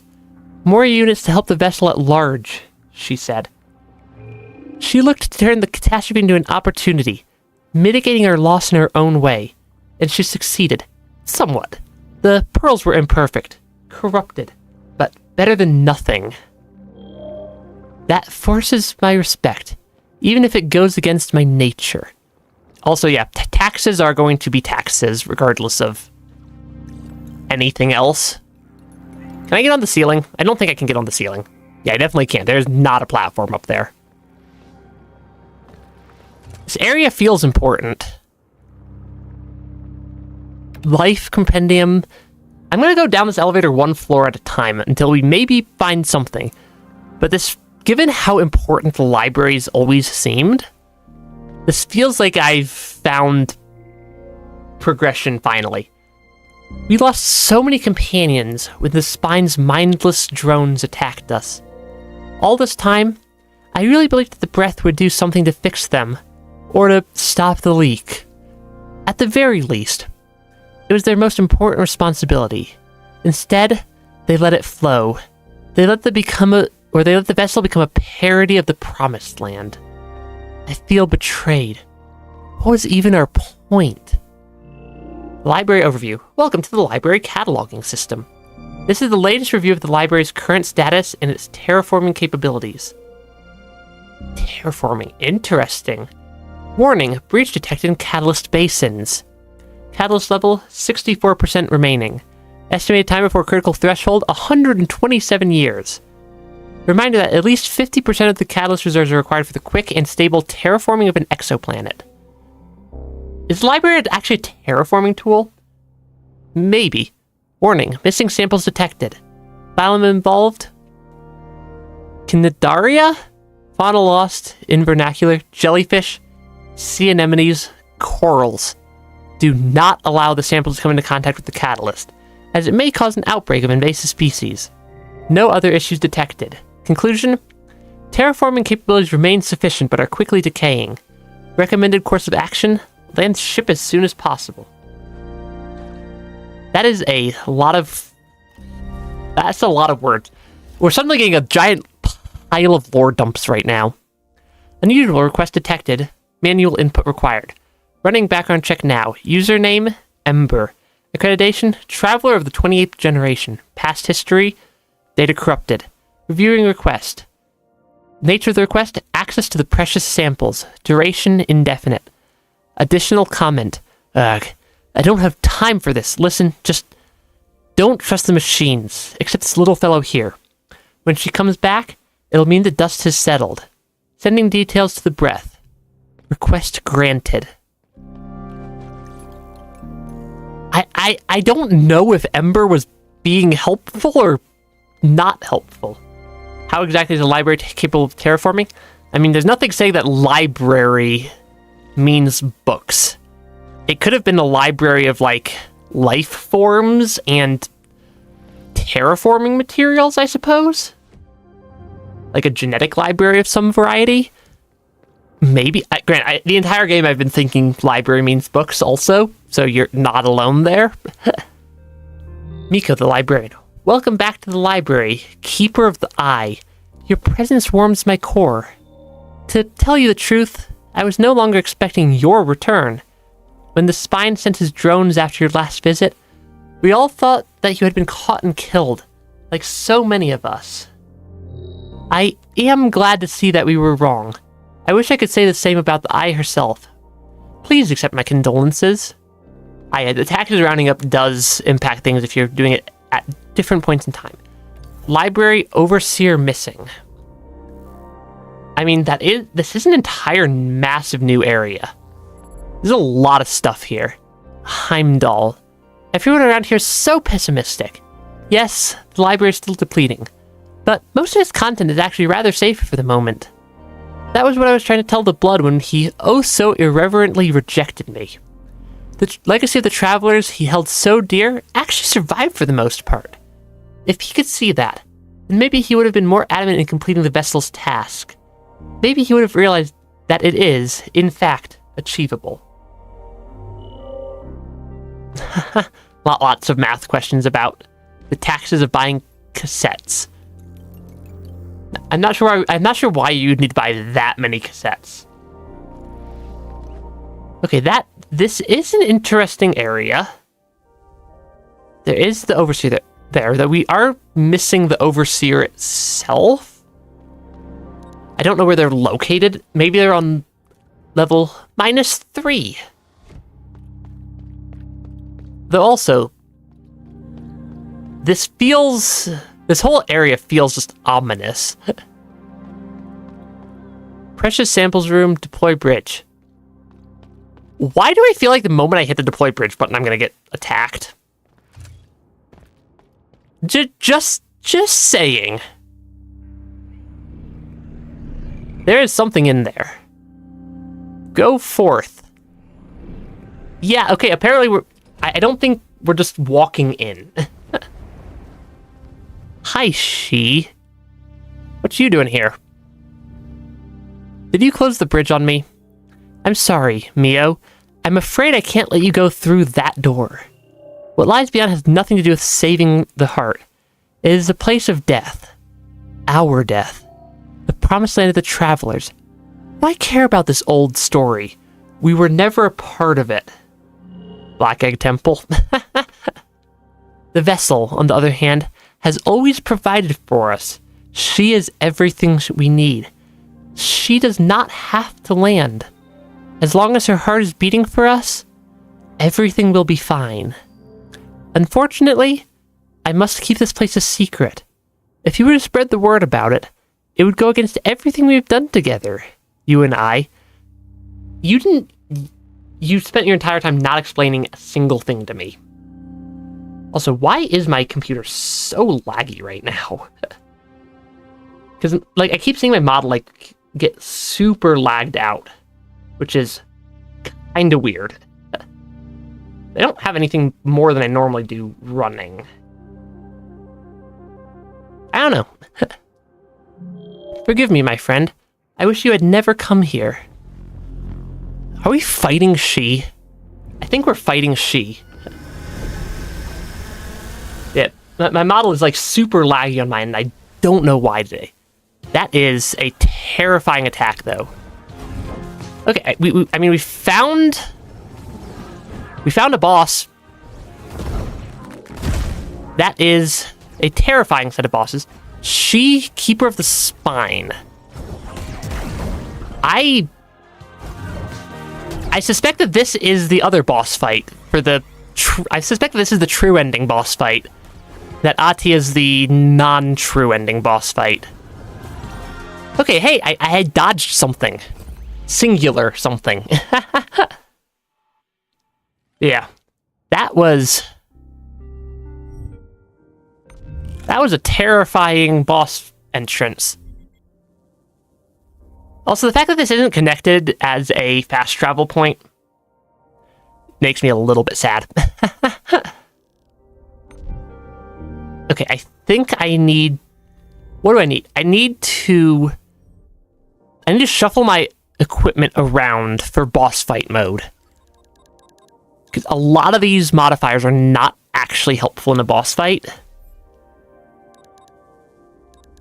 Yeah, a lot of these modifiers are not super useful in a boss fight. I do want Hands Greed, Kinetic Thrust. Wildcat might be useful. Enhanced Dodge can be helpful. High Risk Voucher, there's not an Aqua Basin for me to use. Countermeasures is very good, in my experience. Energy recharge is quicker but on the ground. It technically gives me a little bit more money. Like, extra 5 slots, but not really. Because I can unequip enemy health if I want to equip. Though that doesn't give me 20. I can unequip enemy health and my health if I want another one of the 20s. No, I'm not sure hairpin or perfect state would be that useful. Yeah, just dodge all the attacks. Easy. I'm going to equip Heart's Favorite. I'm not sure if this is a good combination for this boss, for this particular boss fight. Yeah, I'm not sure if this is a particularly good combination for this boss fight. Can I just drop down the elevator? Do I have to call the elevator back up every single time I want to fight the boss? I suspect I have to. That's a little bit interesting. Taking a statistics class in college in a couple weeks, you suck at math. Statistics is definitely one of my weaker points. I'm not... It's just not a field of math that I spend a ton of my time studying. Just statistics in general. I have a friend whose, like, entire field of study is the study of statistics. Also, why does my model just keep randomly lagging out? Something is taking a bunch of, like, processing power on my computer for some reason. Okay, that ability is perfectly dodgeable. Though there are apparently lots of chained attacks there. Okay, you are going to shoot laser beams at me constantly, apparently your entire purpose in existence. That kind of reminds me a little bit of the Radiance. Like, laser beams, a couple of these attacks. Though, at least, though not in a crazy amount. Though this boss fight does feel doable. Hi there. What are your attacks you're pulling off on me here? Okay, that is terrifying also. Is the game is just eating my RAM? I mean, the thing is, I don't have that much memory. I'm going to toggle the BRB screen real quick to make sure Task Manager doesn't open on my primary monitor.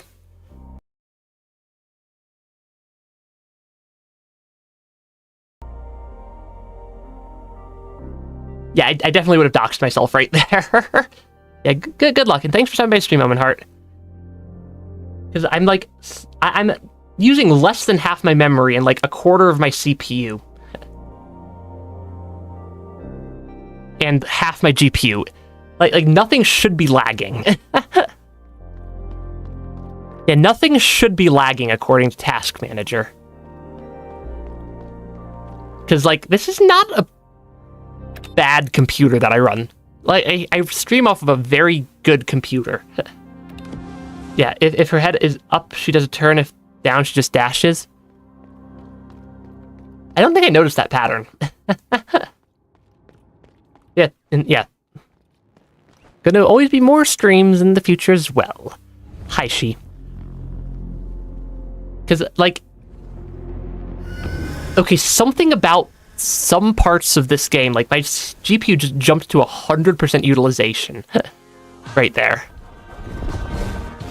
But, like, it didn't do this on any past MIO stream, which is what's really weird to me.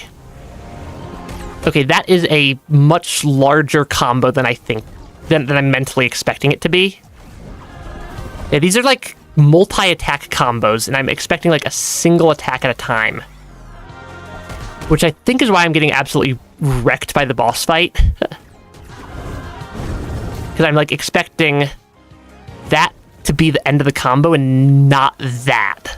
Where they send out an extra wave of abilities. Okay. We did make it to this phase again. That is a brand new attack that I've never seen before. How many attacks are there? Is she who's eating my RAM memory?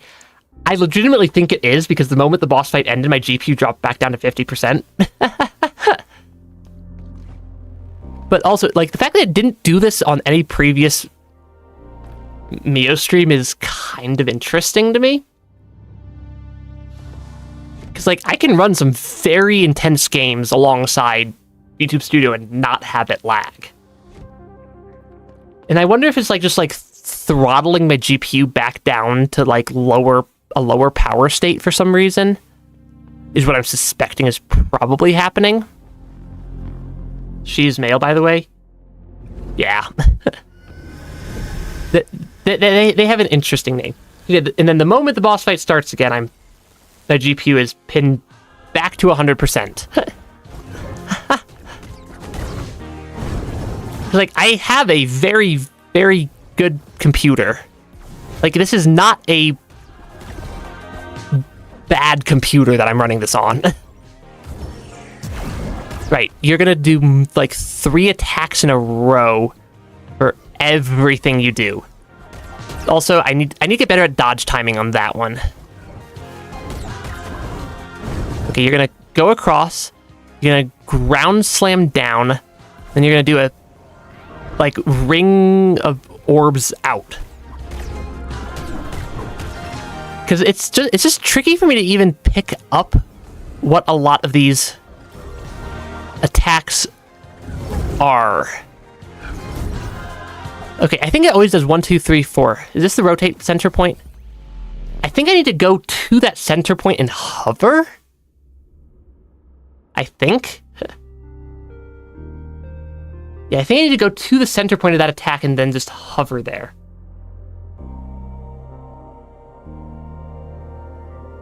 Which is interesting. Yeah, I need to figure that out. Because that attack where it's like all the lines and then they start spinning. Either that or I need to figure out how to dodge. But it feels like the attack would last longer than I can dodge attacks for. I think. Because that's not an easy attack to dodge. Come on. Yeah, it's like, it almost looks... Because like, I'm also trying to like actively debug why my GPU keeps freezing all of a sudden, because it's only done that on today's stream. Even in areas with She in previous streams, haven't done that or didn't do that in past streams. Okay, are you gonna spin? You're gonna spin. Okay, I do think I like the somewhat extended dodge timing. I think I have that one equipped. That does make it a little bit easier for me to dodge things, though I am taking a lot of damage here. Yeah, I am taking a lot of damage to She as just in general. Which does make it hard for me to learn the patterns. Okay, that is indeed what I need to do. Is I need to go to the center point and hover. I avoided taking 1 damage there. Yeah, I avoided taking 1 of the 2 damage from this spinny laser beam attack. Which is better than previously. Yeah, better than previously. And I think each attempt I'm gonna slowly be getting... I think I'm slowly getting better each attempt. But this boss... There's a lot of variety in their attacks. The moment She is on screen, my GPU just, like, gets completely overloaded. Yeah. The dash attack. Yeah, I need to look where the head is. Because that is indeed... at least one of the ways to tell the pattern. Also, the fact that these attacks can deal, like, lots of hits worth at once. Also, I just took a lot of damage really fast right there. Like, it's all well and good to look where the attacks are if I can, but I also need to be able to still actually dodge these attacks. Ah, yes. So much damage. So much damage there. Which is unfortunate. But yeah, this boss fight so far seems quite tricky. I suppose given that my suspicion is that this is one of the final bosses of the game, at least for this ending, that it makes sense for this to be a tricky boss fight. final bosses tend to not be pushovers, in my experience. At least in my experience, final bosses tend to be not exactly a pushover, ever. Okay, are you gonna laser beam to start? You are. Also, using these energy crystals to get a charge attack off on She feels like it might be useful. Okay, you're gonna slam down, and then you're gonna laser beams out in a circle. The amount that they teleport does make them very difficult to keep track of as well. I need to figure out... So on the attack where they do the inwards attack and then the outwards and then the vertical laser beams, that middle really likes to do damage to me. Okay, that is a successful set of dodges. And then 1, 2, it's going to be charging at me, and then it's going to be going horizontal. Yeah, I think that's also just always a consistent pairing. Yeah, I think that is just a consistent pairing. Hey, we made it further than I've ever made it before, and now have a entirely new set of attacks to deal with. How many attacks did they give this boss fight? Because that's even more new attacks. Yeah, the outwards version of that attack, I'm not entirely sure how to dodge. They are electrifying the ground. Okay, yeah, they're just absolutely electrifying the ground there. Which is... I'm not sure how to dodge that consistently yet. How many new attacks are they going to throw out at me? Yeah, everything is difficult until it is easy. This is a very true statement. Yeah, this is a very true statement that everything is difficult until it is easy. But also, things are difficult. Things are very difficult with this boss fight. And also, a lot of that difficulty seems to be coming from the fact that we just keep getting more and more attacks that I haven't ever seen before thrown at us. Like, this is... just the variety of attacks that this boss has is kind of crazy. Yeah, it's just a crazy number of attacks. Okay, I still need to figure out how to not take damage from that attack. Which I suspect is entirely possible. I suspect it's entirely possible to avoid taking damage from from a lot of these attacks. I just need to figure out how to do it. Something tells me that this boss is probably beatable without taking damage. But that attack always seems to hit me on the second one, because I don't think I can get 2 dodges into the time window. And then I think for the laser beam attack, I can just keep moving. That is not the correct center point. And then that's going to be a horizontal. Okay, that's going to be horizontal. It's going to be vertical. This one's going to be horizontal. Because it seems like she always alternates. Which is a little bit terrifying. Now I need to get behind them again, because I can deal damage to them while they're doing their laser beam attack there. I just need to actually hit them. Yeah, I don't know how to avoid taking damage from that one particular attack.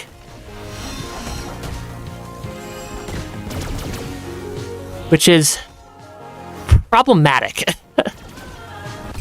Okay, and then the laser beams on the floor, or the electricity on the floor also is hard for me to stay in the air. I need to do a better job of managing my energy on that attack. Yeah, he has an entire moveset the size of a deck of cards. It really does feel like that. Because there's so many different things she can throw out that I'm seeing. I just need to figure out the correct counter for each. Or at least the correct... I can counter a lot of them. In the ones I can't counter, I need to figure out just a way to consistently dodge. Because if I can consistently dodge the ones I can't easily deal damage after, then I'll eventually last long enough to make it to the final... to make it through the end of the boss fight. Which is a little bit tricky. Yeah, it is a little bit tricky there. Okay, that laser beam attack is not that difficult to dodge, actually. Neither is this combo of attacks. Yeah, I can dodge that triplet of attacks fairly easily. It's this one that causes me problems.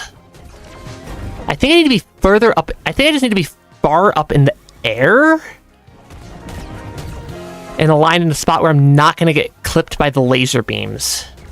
I think. Which attack are you doing? You're doing laser circle. Okay. I have to be very fast about picking out which attack is actually the one being thrown. In the circle one, I have to be very fast about the center point of the circles. The laser crystals there are not terrible. I do need to not take damage from this laser beam attack after he transitions back. Hey, thanks for stopping by the stream, Alexander. Yeah, I've beaten a lot of difficult bosses. I know I can beat this boss. I just have to figure out what this boss is actually wanting me to do in order to beat it. Because it is a little bit on the crazy side. It is a little bit on the crazy side. Okay. Actually, I think I know what I changed on the settings. I'm going to change graphics. This might fix the model lagging. I'm going to change my FPS limit. I don't know why I just thought of that, like, out of nowhere. Another death montage. I still have to finish editing the Holiday Randomizer video. It's been over a month. I'm still editing it. But this boss will definitely have a lot of failed attempts. Okay, my model's no longer lagging. I have no idea why I randomly thought of that as a setting I could change to maybe fix the model lag. But apparently it worked. Yeah, I did a holiday randomizer. I still need to edit that into a video. Because I need to finish editing it into a video. I've edited a good chunk of it into a video. It's just not been fully edited yet. And then dodge 1, 2, 3. Because I can do a lot to dodge She's attacks here. But that particular attack seems to be very consistently dealing about 1 damage to me. Because I haven't figured out the correct way to fully dodge it. Yeah, it's going to be a highlights video for the rando. I just need to finish editing it. Because it's like 12 hours of raw footage that I have to edit down. Ah, yes, gonna get clipped by the lasers. And then I'm going to not be centered correctly there either, and take about 8 billion damage. Let's let them walk across the screen, and then I can get behind them again and keep attacking. I mean, each failed attempt, I do pick something else up for how to not die. Because, like, these appear to be, if I can kind of break one or two of them, I think if I can break one or two of them, I can dodge the rest of them. Because they fire off faster than my dodge timer recharges. Yeah, those enemies fire off faster than my dodge timer can recharge, which makes it a little bit terrifying to deal with. Just a little. Yeah, just a little bit terrifying to deal with. Here's attempt number a lot. I know there's another boss, which I think is the other final boss of the game, which is equally difficult, I suspect. Actually, it might be a little bit easier of a boss. I'm guessing I can fight the two final bosses in either order for the two endings. And I'm guessing that she here is guarding the true ending versus the not so true ending, which I don't know the difference between them. I'm guessing one of them is we actually successfully recover the heart, and one of them is we make it to the promised land. I just don't know which one's which. Yeah, I just don't know which one's which. Okay, she is going to go into... We'll trigger the next phase.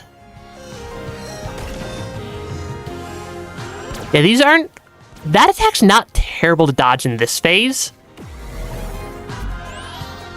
And then I need to get to the center there. It's going to go vertically. It's going to be horizontal. It's going to be another vertical.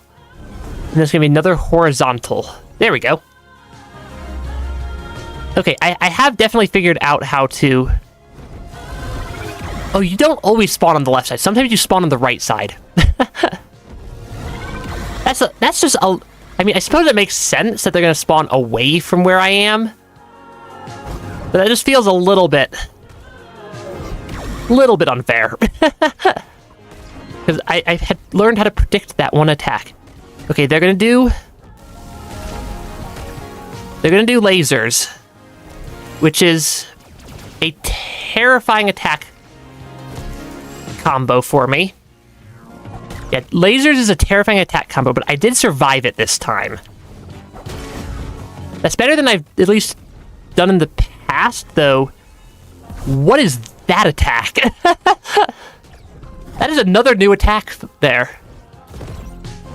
I've at least seen she throw out this attack before. Doesn't mean I can survive it. I made it farther than I had previously. That is definitely the furthest I've ever made it through the boss fight. Which...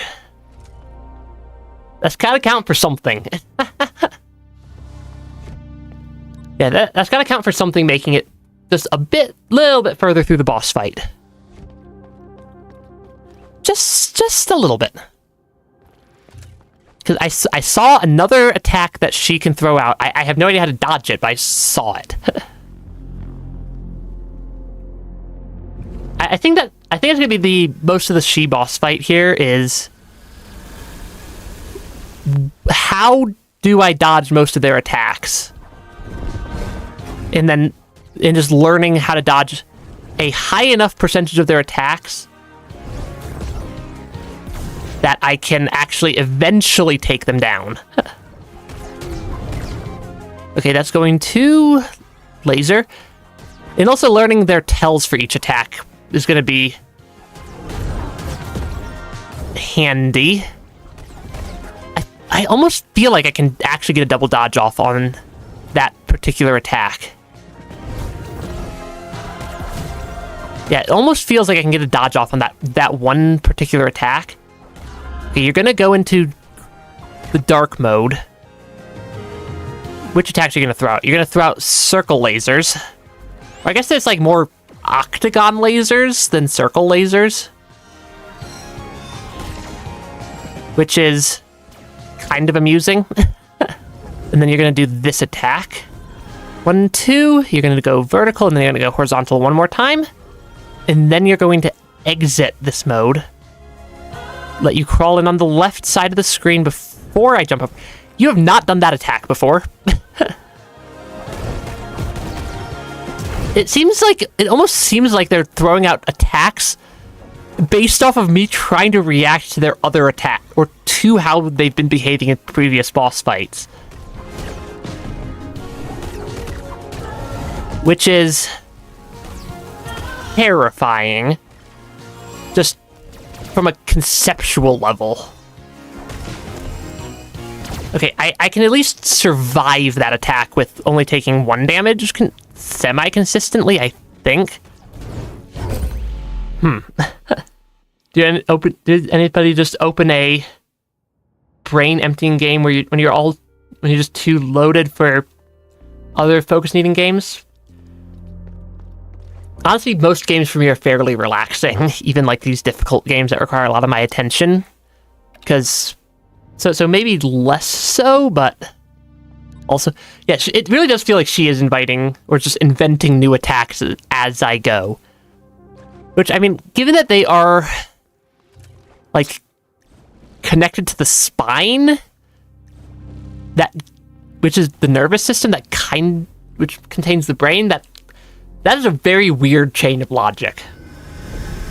Keeper of the spine connected to brain thinking, invents new attacks. That's a totally logical train of thought with absolutely nothing potentially wrong in that train of thought. But they have a lot of health also. Having gotten several of the damage upgrades is useful. I messed up my dodge. That attack is one that I definitely cannot mess up the dodge on. Hey, I didn't take damage there, though. You're going to laser across. Yes, you are. Are you going to go dark mode yet? You are going to go dark mode here. I'm going to get at least one more hit off. Which attacks are you doing? The order in which she throws out the attacks for this phase seems to be fairly randomized. They do all seem to get tossed out, though. Yeah, all the attacks do seem to get thrown out in that phase, at least at some point. Okay, now you're going to do the laser beam again instead of whatever you did last time. Because whatever you did last time was terrifying and did a whole lot of damage to me. Okay, I know how to deal with this attack. Can you please just keep throwing out attacks that I know how to deal with? You're going to throw out the laser beam attack again, aren't you? Which is a lot of that dodging that attack is I think it's just me getting a hook shot off or a hairpin off on she at some point. Okay, that one always launches out a circle afterwards. I think the answer there is to just get away from she. Yeah, I think the answer there is to just get away from she during at least a couple of these attacks. Okay, nope, you're gonna do this attack again. I don't know how to tell which attack she's throwing out sometimes. Because this is... Where did you go?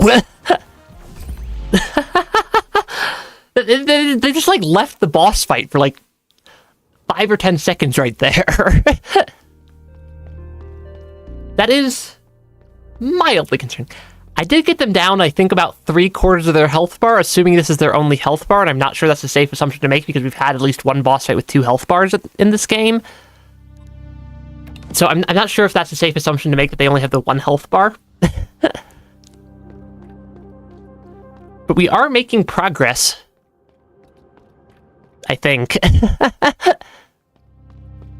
It's a little bit hard to tell. I am learning how to dodge the attacks that I'm seeing, at least a little bit.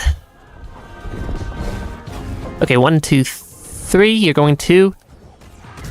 That attack is still terrifying because I'm very, very inconsistent at dodging. I'm very inconsistent at dodging the attack that causes the just full screen vertical lasers. Okay, you're gonna circles, then you're gonna ground slam, then you're gonna do toss out another circle of doom. Okay. Yeah, that attack is tricky for me to consistently dodge. Okay, 1, 2, 3. What are you doing first? You're doing this attack first. It seems like I definitely should have hit the dodge button a split second sooner there. Okay, you're gonna do Octagons of Doom. Yeah, she has there's a very strong boss fight. Okay, one attack at a time. Are you gonna... Yep, you're gonna do this attack instead of lasers. Because why would you do lasers if that's what I was expecting you to throw out?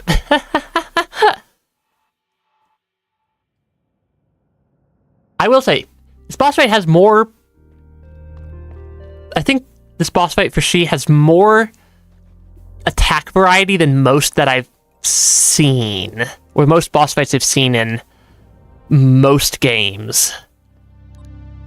Which does mean there's a lot for me to have to figure out. It does mean that there's a lot of things I have to figure out. But it's also, honestly, kind of nice to have just a lot of the variety. Oh no, your cat's invading your desk again? Oh no, it's not your desk anymore, it's the cat's desk now.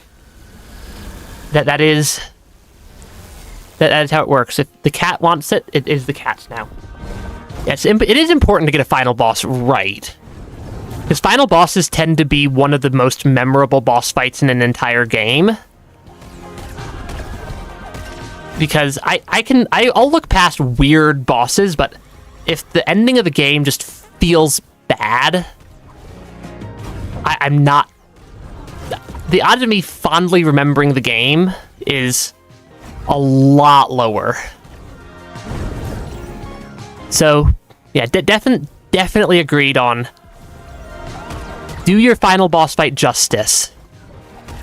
Make it feel like an actual showdown and like an actual final boss for once. Though also, it's just a terrifying amount of variety that the she boss fight throws out at me. Yeah, so far she definitely feels like an actual final boss. I just have a lot to learn for how to actually beat she as a final boss fight. Since lots and lots of attacks, lots of them that are actually, like, legitimately kind of scary seeming attacks, does lead to a pretty good just needing to learn and prove that you've actually paid attention in game class. Okay, that's actually a consistent way for me to deal with the electric ground attack. That's actually not terrible. I did need to be further away from she there, and I keep forgetting that they toss out a circle. I keep forgetting that they toss out a circle with that attack. Which is mildly problematic. Okay. I need to do a better job of dodging those attacks in Phase 2. But one attempt at a time. One attempt at a time. We are definitely getting closer. We're definitely getting closer. It's just lots and lots of attacks.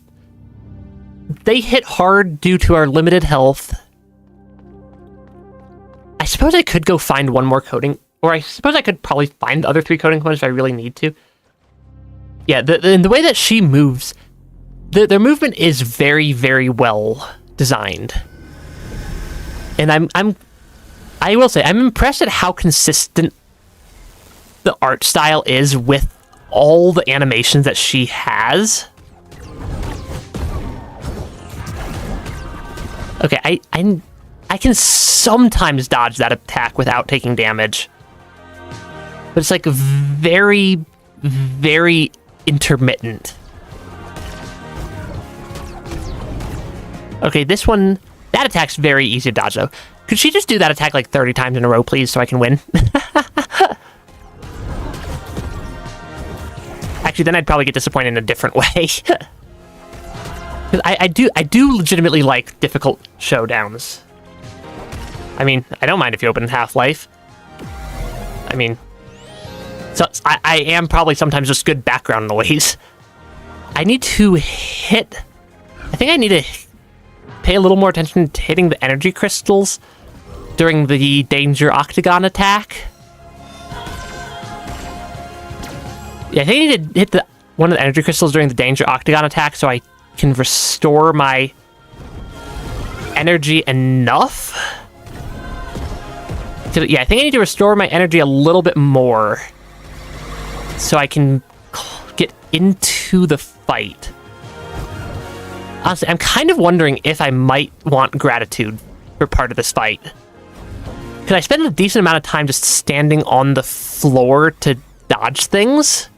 That might give me more than a little bit of extra health, though that is a very expensive ability. But yeah. Still really sad that these guys got shut down. They were a very good dev team from what I'm seeing of the game.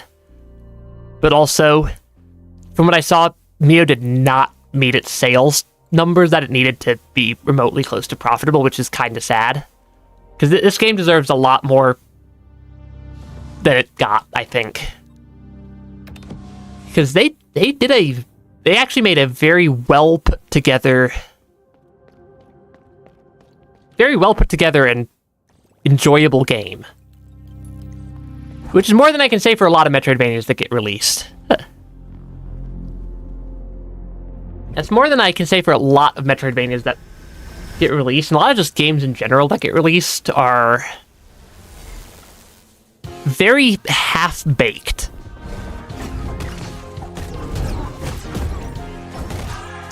Okay, I'm sometimes dodging that attack very well, and sometimes I'm just like completely not dodging it at all.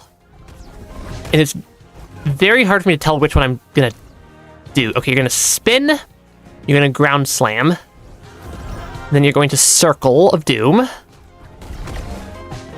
I like my names I invent for a lot of these attacks.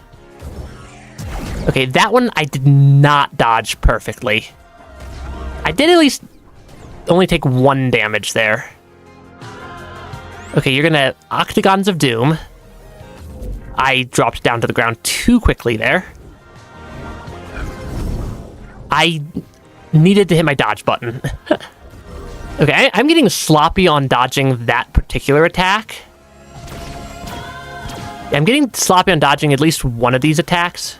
Is she gonna come in from the right? They are. I don't know how to dodge the second ground slam with that first one. Yeah, this game is on the level of Hollow Knight for you, and if anyone knows Hollow Knight, that's hard to do. Hollow Knight is a hard game to beat. It is. I mean, it's also like the best-selling... I think it's one of the best-selling Metroidvanias of all time as well, and it's a very well-put-together game, and this game's also very well put together, but it just didn't get as much popularity. I think a lot of that might have to do with the fact that game's a little bit difficult at the start and more than a little bit obtuse with what you're supposed to be doing for quite a while. Which I think does occasionally push people away. I mean, I like Hollow Knight, I like Nine Souls, I like this game. And I definitely have a type of game that I enjoy. Also, I think that's one of the first times I've taken damage from the spinny around the platform attack, which is unfortunate because that one normally doesn't deal too much damage to me. Yeah, I need to do a better job of dodging everything. Because I had the extended dodge timer. It's not hard for me to hit a dodge on really any attack. Yeah, I can hit a dodge on any attack fairly easy. I still need to play Laika. I think that's a game that's on my stream. That's actually like on my stream backlog. I ran out of energy. Yeah, Laika is on my stream backlog. I think that's a game I'm allowed to play on a stream. Some developers freak out if you try to play their game on stream and will like DMCA take down your entire channel, which is a weird reaction. Yeah, it's a weird reaction but it is one that some devs do have, which is why I'm like, I have a rule that I always have to make sure I have like written permission, either from like a terms of service or directly from the developer or whatnot, before I stream a game. And I think I found that for like last time I checked, because I did actually look at it for Laika at one point. That is not there. I have a lot of games in my backlog. This is also a true statement. At some point, I kind of want to post my like backlog of games that I know I'm planning to play on stream, because it has like close to 80 or 100 things in it that that's only the games that I've confirmed I can play on stream. It's like 80 or 100 games in the backlog. All of which I think are going to be fun games. They might not all be like at the level of like MIO or Nine Souls or Hollow Knight, but should all be good games because they're generally well recommended, or like have like groups of people who find them to be like the best game of all time, even if it's not universal. But yeah, has memorable story that emotionally resonated with you and sticks around in your head way stronger than it does others. That does help. I do like stories, and I don't. For me personally, I don't mind the stories being more than a little bit obtuse and hard to understand at times. Because like I will stick out a game that has a like slow start or takes a while for the story to really get going, so long as I can be reasonably sure that there's how did I not take damage right there? Yeah, okay, I'm legitimately surprised. How did I not take a damage from the danger octagon? Because that should have dealt damage to me. Okay, that is still not easy for me to dodge that particular combo on that attack. Okay, what are you gonna do now? You're gonna do laser beam. Yeah, Metroidvanias, that's why your favorite video game ever is One Shot. I still need to play One Shot. I'm very, very aware of it as a game. Also, I haven't actually checked if I'm allowed to stream One Shot or not. So I can probably add that I can probably get that added in my backlog. That was a very messy electric floor stage there. Yeah, that was a very messy electric floor phase. Also, holy cow, I am way more tired than I should be at this point in the day. So probably does not help my boss fighting ability. I think I'm gonna give the boss like 20 minutes of attempts, but yeah, you don't mind your story being that way either. It's just Nine Souls and Laika really struck you in the heartstrings with their stories. Yeah, I need to confirm that I can actually stream One Shot. From what I've heard about that game, there might be some other concerns with streaming it also at times, but I need to make sure that that would even be an option before I like toss it out there. But that's something I could at least look into. Yeah, something I could at least look into. 1, 2, 3, 1, 2, 3. Doing it. Okay, I just need to be higher up in the air on that one attack. Okay, you're gonna go 1. You're gonna ground slam, and you're gonna circle of doom. There we go. Yeah, tons of people streamed. Tons of people have streamed it. Does not mean that they actually like have a written permission saying you can stream it somewhere. But worst case, I always reach out to the developer and just get that permission. Because like there have been games that have been streamed like by hundreds to thousands of people, and then the developers just like decide to DMC take down like one entire channel who streams it for no apparent reason. Which is why I have the rule of it has to actually have it say somewhere that yes, you are allowed to stream this game. But I'm sure I can get that for one shot if people have streamed it and it hasn't been a problem in the past. Because a lot of developers are very reasonable when you talk to them. Yeah, developers tend to be very reasonable if you talk to them. But yeah. Technically you do, because video games are considered a copyrighted thing, and they can and occasionally do DMC take down people for streaming their games without permission. Which is it something that... Oh, I know it's not common practice, but it's something I do because I don't want my entire channel to get DMC struck down by a developer, because that is actually a thing.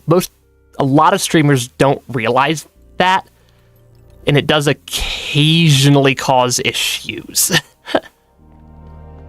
Because, technically speaking, the game is entirely a copyrighted bit of material, and streaming it without permission is technically considered a copyright violation. And occasionally developers get weirdly protective of their game's copyright. And have occasionally either done 2 strikes to scare the living bejesus out of a streamer, or have done 3 strikes and just taken down an entire channel for what is really no reason, but is still technically something they're allowed to do. But that's why I'm like, I have the rule that I will always have like actual written permission, either in the form of a just message to the developer or whatnot. The one of the biggest ones that I know of, a lot of these are also things that like the person is like part of a corporation for their streams.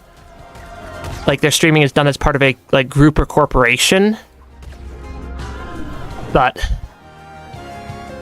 given that technically I'm technically streaming as a company, granted the company has exactly one person and it is me,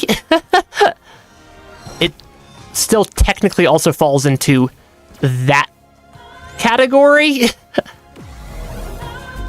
Because I've been sued before. I don't do anything online without it going through an LLC that is like actually separated from me. But yeah, music is the biggest one that they will strike you on, but it does occasionally happen. The one that comes to mind is, so another VTuber, corporate VTuber, HoloLive. Capcom gave Okami Mio's channel 2 strikes for streaming a game without having explicit written permission from them ahead of time. so that is at least one example. That's at least the first one that jumps to mind for me. Even though it's not something that happens commonly. It's also Capcom, but also other developers. Activision, I can't remember the channel, but I know I've heard stories of Activision doing that. And I've heard a story of Bandai Namco doing that to a streamer. And the thing is that they publish a very large number of games. Like, even if the developer's not one of them, a lot of the games are published by one of them in my region. Oh yeah, a lot of indie devs aren't going to care, but also, like, indie devs are very easy to get permissions for because 90% of indie devs have a written statement on their website somewhere saying, yes, you can create streams of my game. And the ones that don't have an email, and they respond to their emails. Like, it's not hard to get the permission. Videos, streams, generally both. Generally both. Because you're also like, what is within the bounds of fair use? It's a whole thing. Yeah, indie devs are not the ones I'm generally worried about deciding that I'm going to be copyright stricken into oblivion for looking at their game on a video, but yeah, I do apply the rule universally for every game I stream. Because, like I said, it's also not that hard to just technically to make sure you're on the green side of the law and just not stream things that you don't have permission written down for. Like, it really is an easy thing to get the permission from basically any developer under the sun. And I have written permission from a surprising number of developers. Either in the form of something in the EULA for the game, or something else, like an email to them, or just something on their website or whatnot. But yeah. What happened when the dev studio closes? Typically, there's still going to be somebody who owns the copyright. So somebody still owns the copyright to the game. And that's the person who controls the copyright for the game in your region is who you need the permission from. And even if a studio closes, I mean, if you bought the game, somebody's getting the money. But yeah. So somebody is still getting the money, somebody's still able to make those decisions.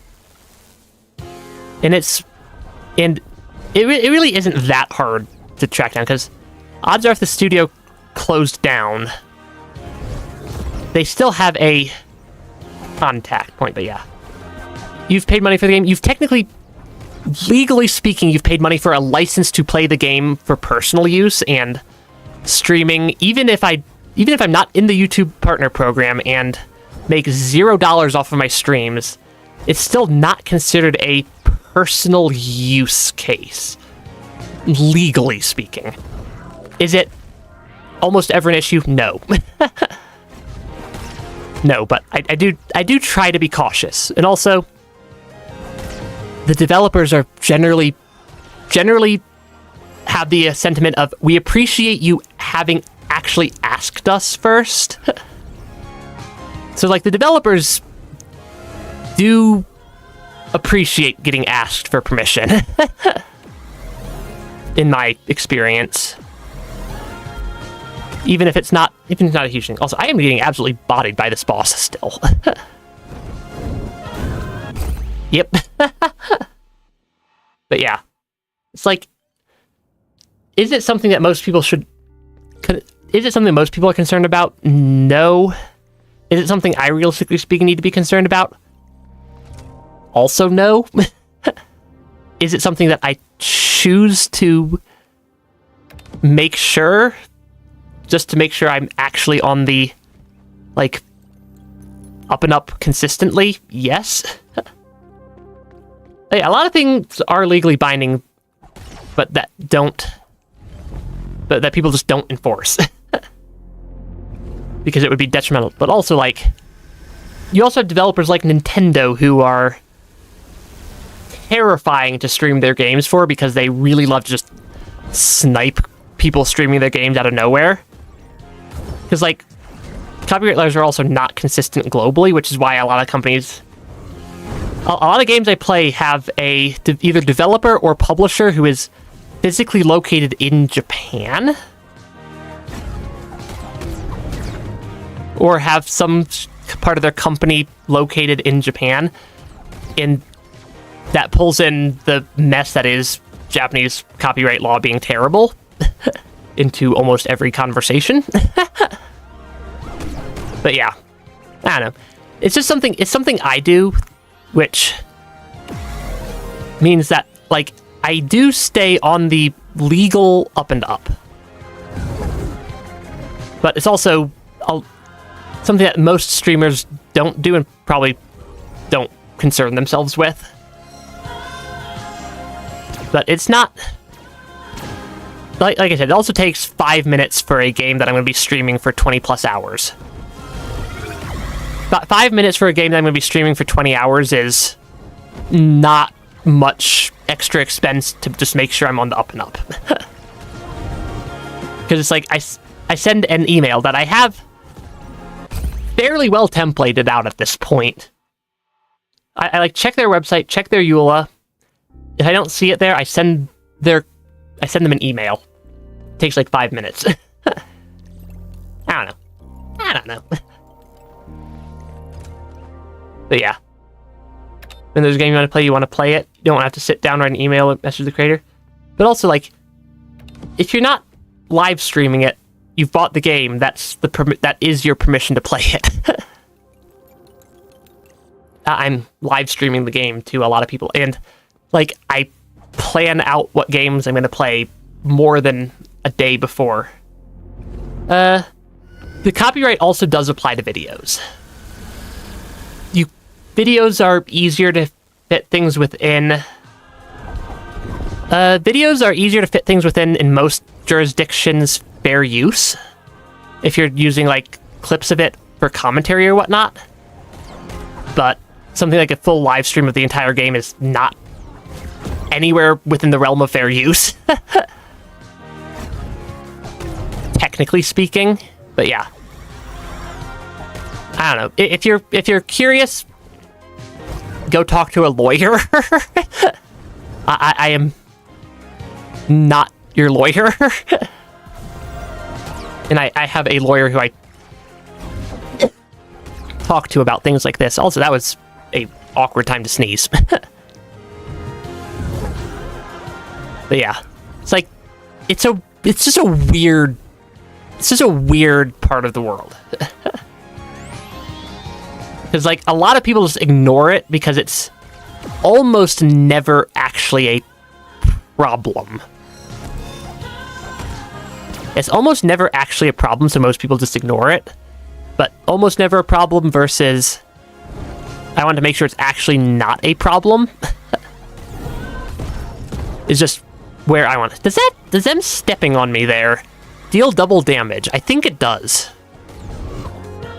Also, I am starting to get notably less far through the boss fight than I was previously. I think I'm getting boss fight stream. Yeah, you can stream the entirety of Nine Souls. Almost all still so many other games.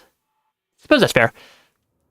I suppose that is fair. Also, like, I do want to make sure that I don't run into issues when I eventually reach 500,000 subscribers on YouTube and can apply to the partner program.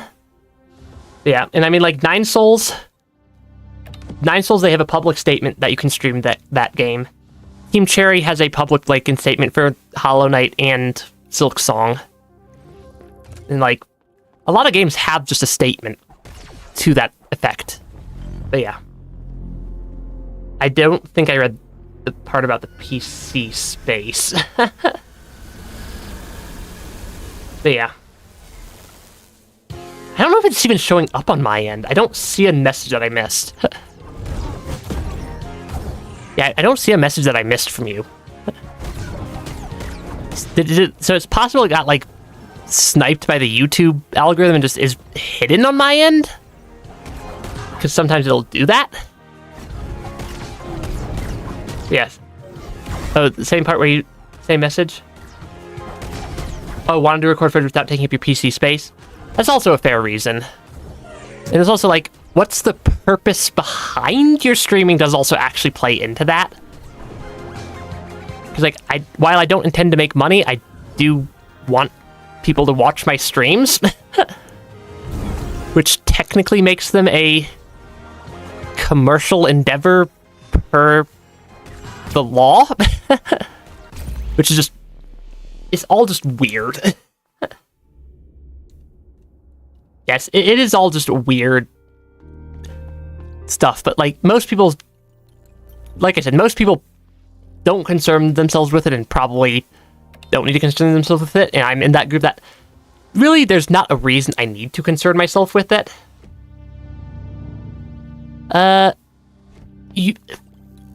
Streaming being fair use is highly debatable. Because, yes, you are adding commentary, but it's not just commentary that makes something free use for copyright purposes. It's a combination of the factors in which commentary for the purposes of especially criticism tends to win more easily than just plain commentary. But yeah. I mean, anything free use still technically is a thing that has to go to the courts on a case-by-case basis before it's actually classified as, or I guess fair use is the proper legal term where I am. I think some places call it free use, some places call it fair use. It also varies by jurisdiction. But it's not but adding commentary to something isn't a blanket fair use approval. And there are plenty of cases where something like a React stream, which is technically adding commentary, does not fall into the realms of fair use. But yeah. It's also like, I have the line in the sand that I draw on how comfortable I am doing things. And also, like, part of my line in the sand is I have actually been to court for things that are tied to copyright in the past that ostensibly would qualify as fair use, and that I did win in my favor. But also, like, going to court is expensive if something comes up. But yeah. Yeah, things you don't stream are like super obvious game betas that say do not share footage. Yeah, stuff like do not share footage or like embargoes on stuff are if you share that, yeah, they are entirely in their right to obliterate you with copyright at that point. But yeah, it's gonna vary by person to person, streamer to streamer, exactly what they do and how far they take it. Because, like, I mean, there are streamers who are going to stream just reacts of other people's content all day. That's technically commentary, but also that's been found to generally not classify as fair use.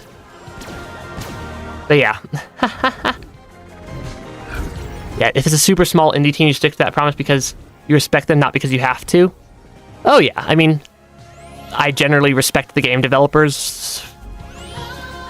I generally respect the game developers of games I play. Because they made something that I'm enjoying.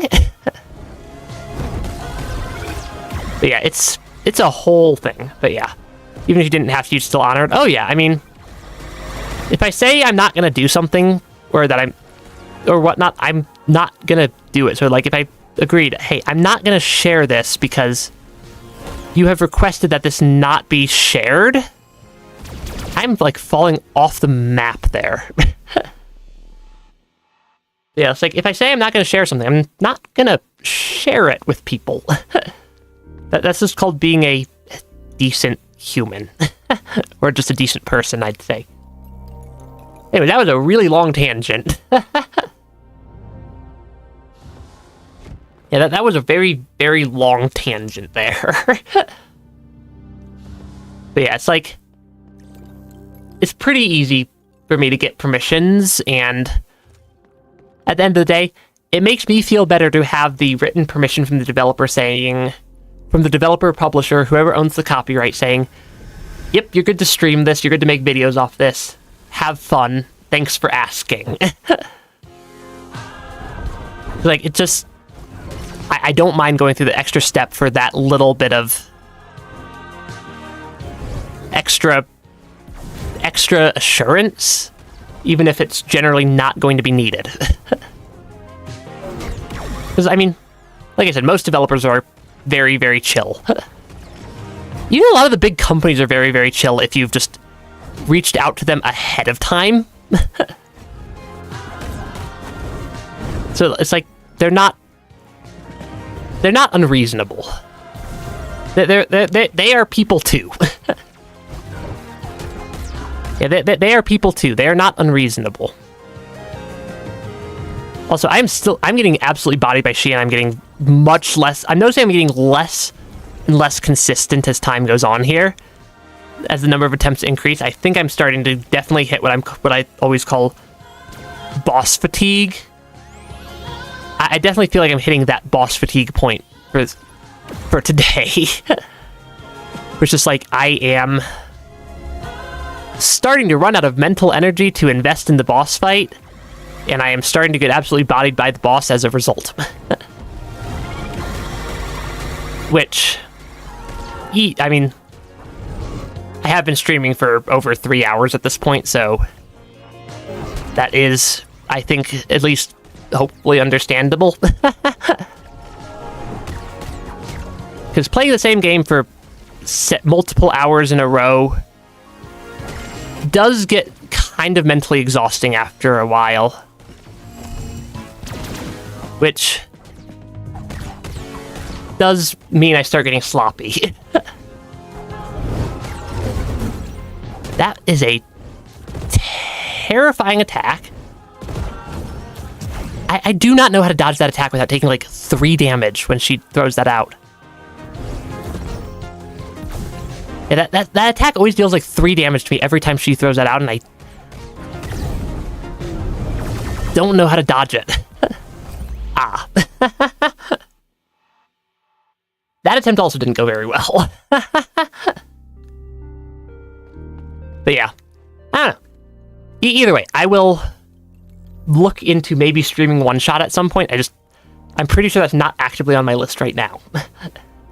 That's what this entire thing spawned out of was. I'm pretty sure I could just go get permission. Find it. Yeah. Oh yeah. If you do record something like from a build like that, for your eyes only, yeah. Just something to look back on later, but never send to anybody else. I mean, that's always fine also. I have a lot of stuff recorded on my system that's, like, for me specifically. Or whatnot, but yeah. Yeah, I will look into One Shot and getting that added to my backlog of... My backlog of Backlog Doom. I should not have attacked there. That's a very easy attack for me to just not take damage on, and I took damage on it.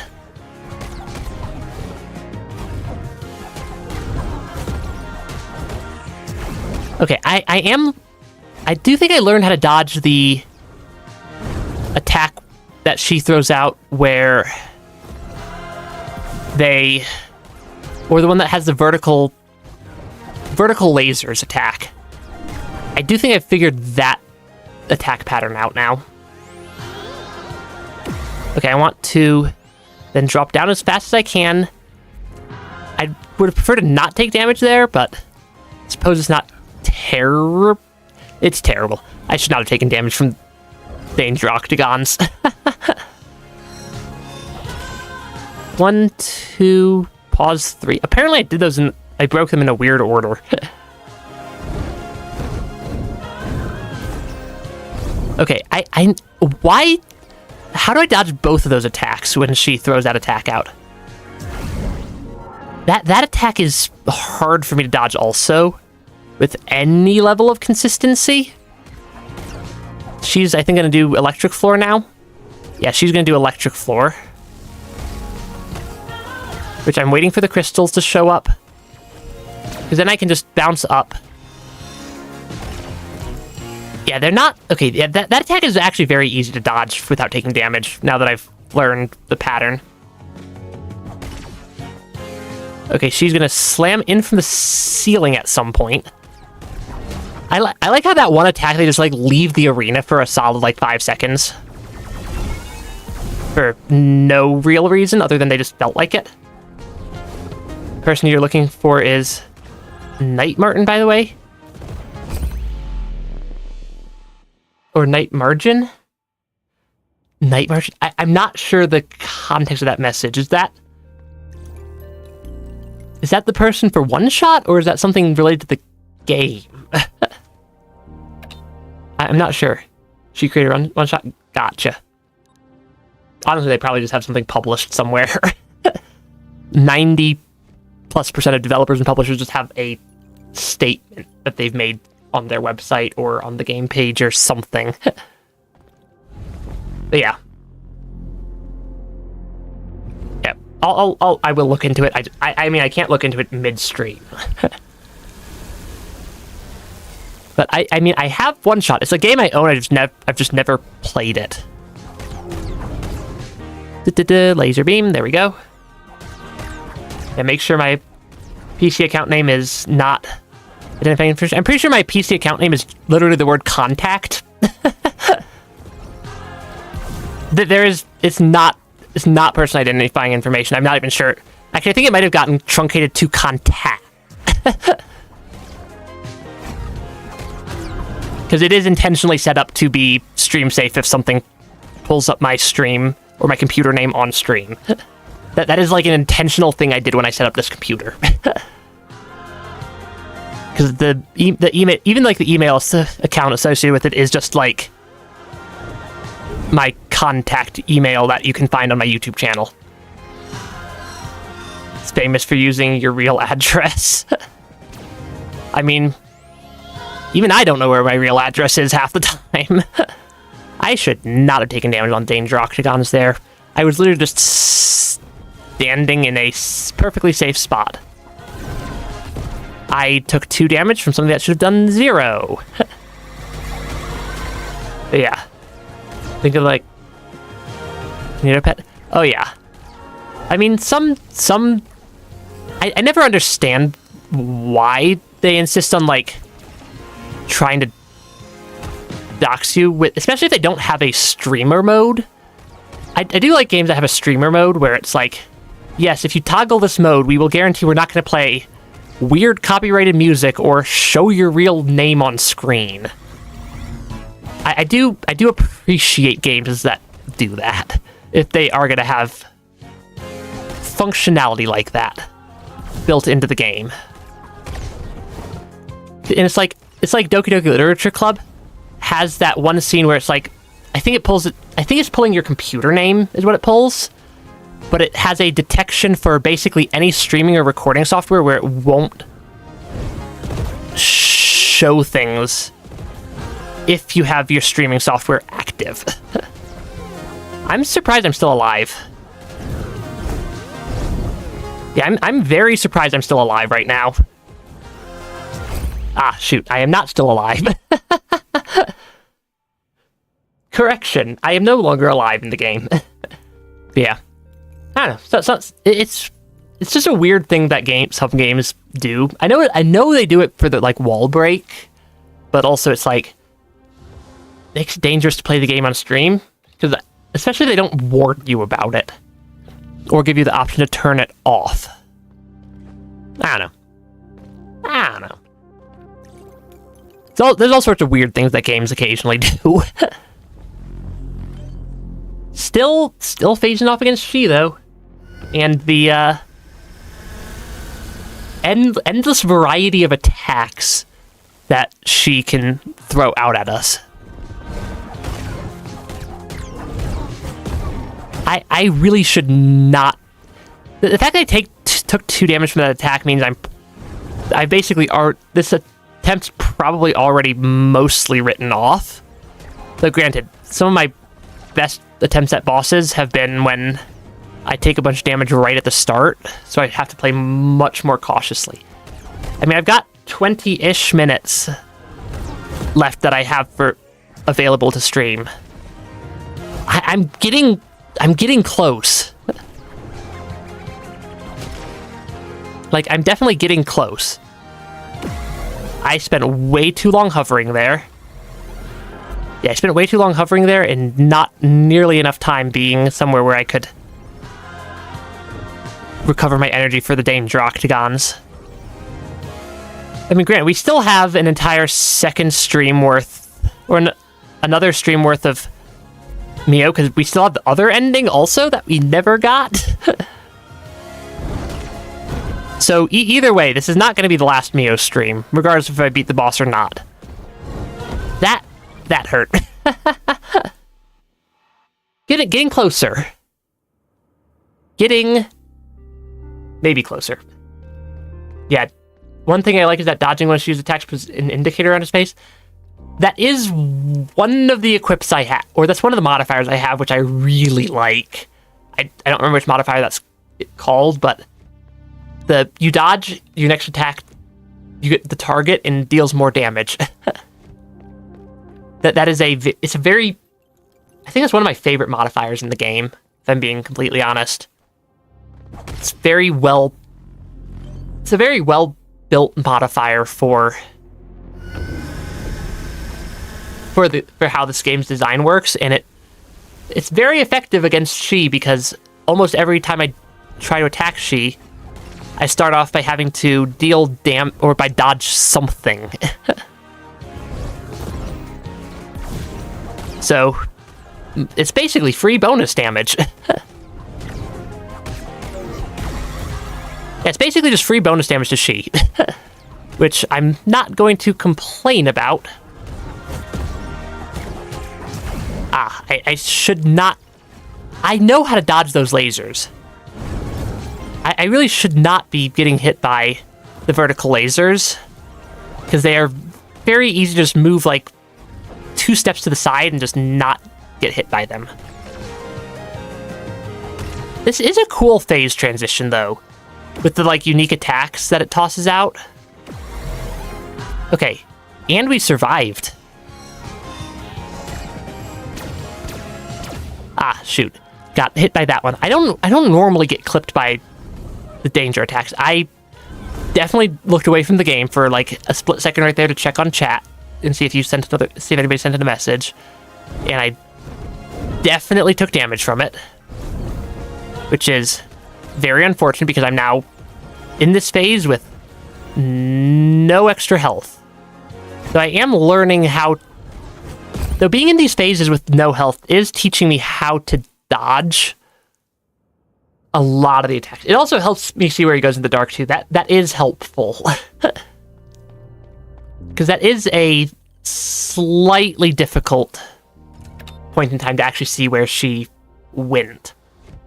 Granted, I think she only tosses out one of 3 attacks when they're in their dark phase, which would be the one where they either dash across the screen 4 times, the one where they spawn a couple of laser shooting energy crystals, or the one where they do the danger octagon. None of which are super overly difficult to dodge, I don't think. And none of those are super overly difficult to dodge, I don't think. Because yeah, a lot of She's attacks aren't hard for me to dodge most of the time. There's just a couple that, like, I have a lot of difficulty successfully dodging. And that, of course, if I mess up the dodge, I wind up taking like 2 or 3 hits worth of damage. That's one of the ones that I usually take 1 hit of damage from, because I'm just bad at dodging both of the attacks and the vertical lasers. I don't know why I forgot there's a circle laser on that phase. Come on. Okay, you didn't do this attack first. Really, if I just keep moving, that attack is, like, very easy to dodge. I messed up my timing there. Yeah, my main challenge right now is just being inconsistent for literally no reason other than I've been streaming for 3 hours and my brain is getting tired. Yeah, literally just, I've been streaming for so long that my brain is getting tired of thinking. Which is what it is. I can probably give it 3 or 4 more attempts, depending on how long they last. Maybe 5 or 6 or 7 or 10. This is definitely a tricky boss. Yeah, learned a lot about copyright today. Copyright is a very interesting... It's just a very interesting thing. And a lot of people don't think about it nearly as...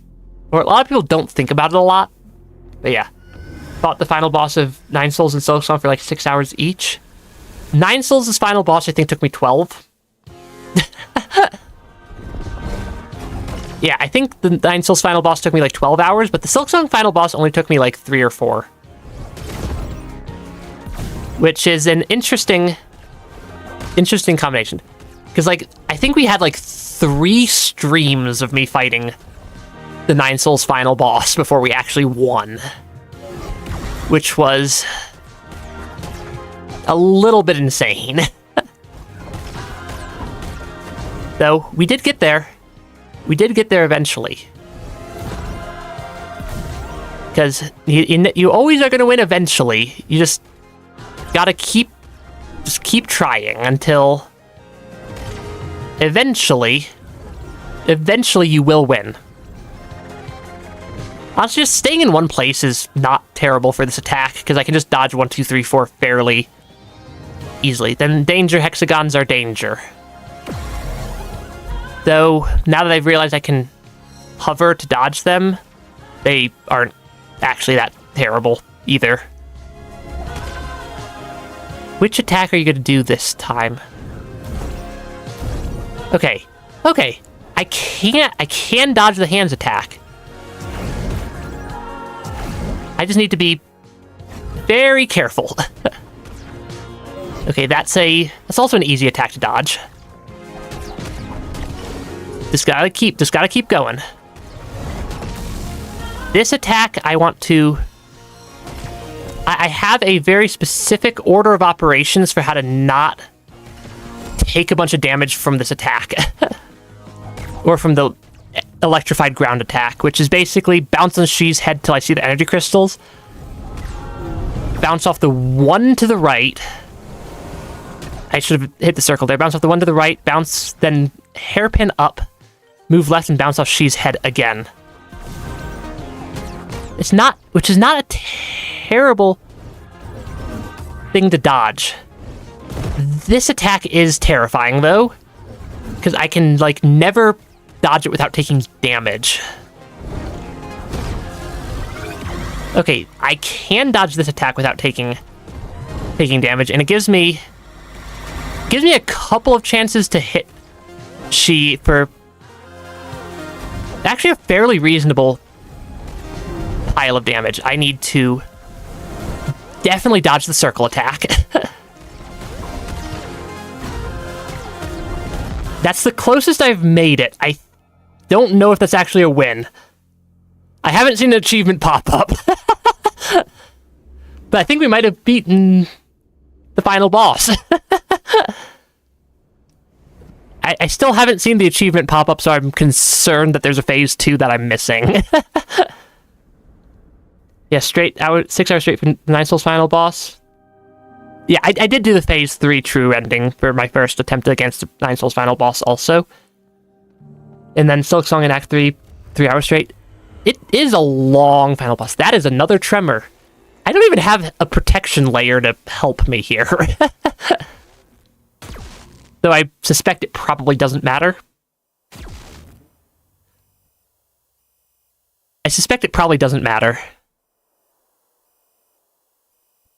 We are not doing very well on our health right now. Given we have... I mean, it just faded all... It all faded out there. Aw. I mean, we're We're doing something. It'd be kind of BS if that killed you. I wouldn't put that... Actually, this game wouldn't feel like it would do that. Some games I've played feel like they would... Some games that I've played have definitely done that before. Where there's some, like, cutscene that deals a little tiny sliver of damage, and if you beat the boss without enough damage, you just implode. Ember, the last traveler. So it's always just a concern. I'm also haven't seen an achievement pop up yet for anything, so I'm just concerned that there's some other boss fight or something. It's great. It could also just be that's going to give me the achievement for beating the game at the end of the game. Is that the coordinates to a new... Is that the coordinates that Ember stole? Yeah, the person we've been hearing about the whole game, they look very humanoid. I think they were humans, or something based off of humans theory is correct. Oh, it's Ati, our sister, question mark? I think they get classified as our sister with the question mark. Oh, and we actually have cutscene control here. This game does not always do the best job of telling me when I have control versus when it's a cutscene I don't have control in. Yeah, you get to play as Ati. We never did actually defeat them. Which is going to wind up probably being why we have a second MIO stream, or one more MIO stream next week, is to beat them and collect the items we're missing. Because we're definitely missing a couple of items. But I think we're also missing one of the two endings still, which would be the one where we fight Ati. Because I kind of did that boss fight once, got absolutely bodied, and then went and got highly distracted for like 10 hours. And unlocked this ending, which I'm assuming is this ending. Clea, Heart of the Vessel. Oh, is this the heart that we keep hearing about? Tired. So very tired. I think this is the heart we keep hearing about. Just throughout because like that, I think the tremors are the heart basically dying. Very frail. If I'm not mistaken, at least. Also, I'm just kind of holding right. I'm assuming that's about what we're supposed to do. The vessel is I'm not sure what our end goal here is. carry her anymore. Is the heart also like the propulsion system for the ship then?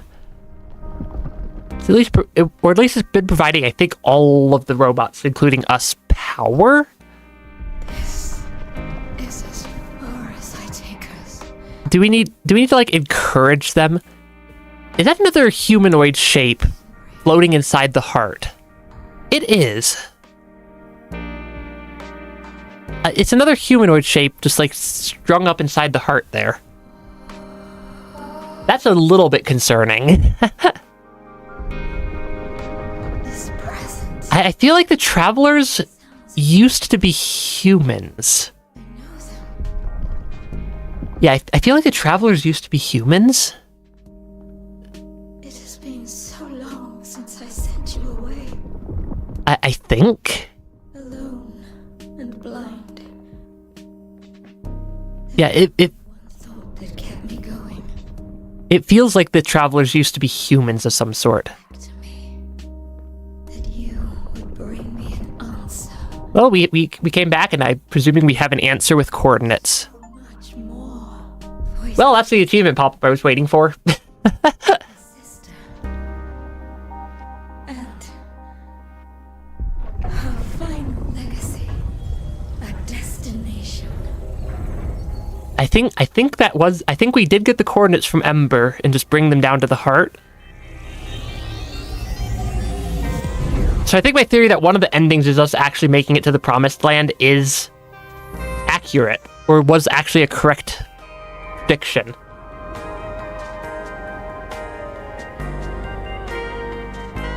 That's definitely a bit of a gut punch at the end of the game, though. Yeah, that ending was a little bit of a gut punch. Yeah, she wanted to keep the heart going, but the heart clearly couldn't keep going anymore.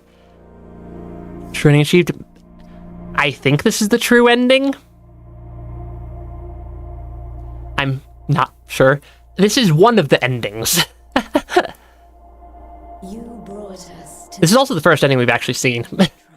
I think. You brought us to the end of our long trail. all that is left is to follow that final trail. Yeah, I don't think we survived, though.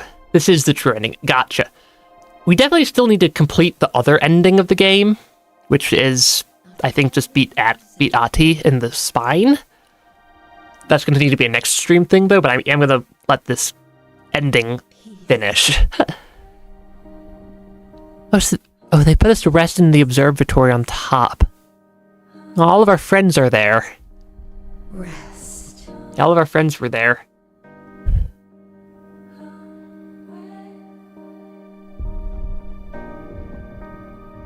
It's a very good game. Yeah, even Mel is there, and our little assistant and some of the librarians are there also. This is a very good game so far. I say so far as if we didn't just get true ending. That is a weird looking spaceship. Granted, after playing Nine Souls, I should not be surprised by weird looking spaceships in my spaceship video games anymore. Rest. But also that's a weird looking spaceship. Yeah, Mel was there, our assistant was there. She was not there because they tried to murderate us to stop us from doing anything. Though they really did just want to keep the heart going, but the heart was just like tired and just done with being able to do anything. I'm guessing that the other ending is probably us actually saving the heart instead of going to the promised land. But yeah. I mean, definitely need to get the other ending still and collect some of the items I missed. At least some of them. Which, I don't know where they... Because I know we're missing 3 coding components and some, like, bits of lore and stuff. They definitely painted she as evil. I don't think she was evil. I think they were more misguided than evil. I'm suspecting there might be a cutscene after the credits, because I've seen games do that before, pull that before. So I'm going to let that play. Yeah, they definitely... They tried to paint she as evil, but I don't think they were evil so much as just misguided. Like, had she agreed that, hey, we need to just go to the promised land, even if that destroys us on the vessel?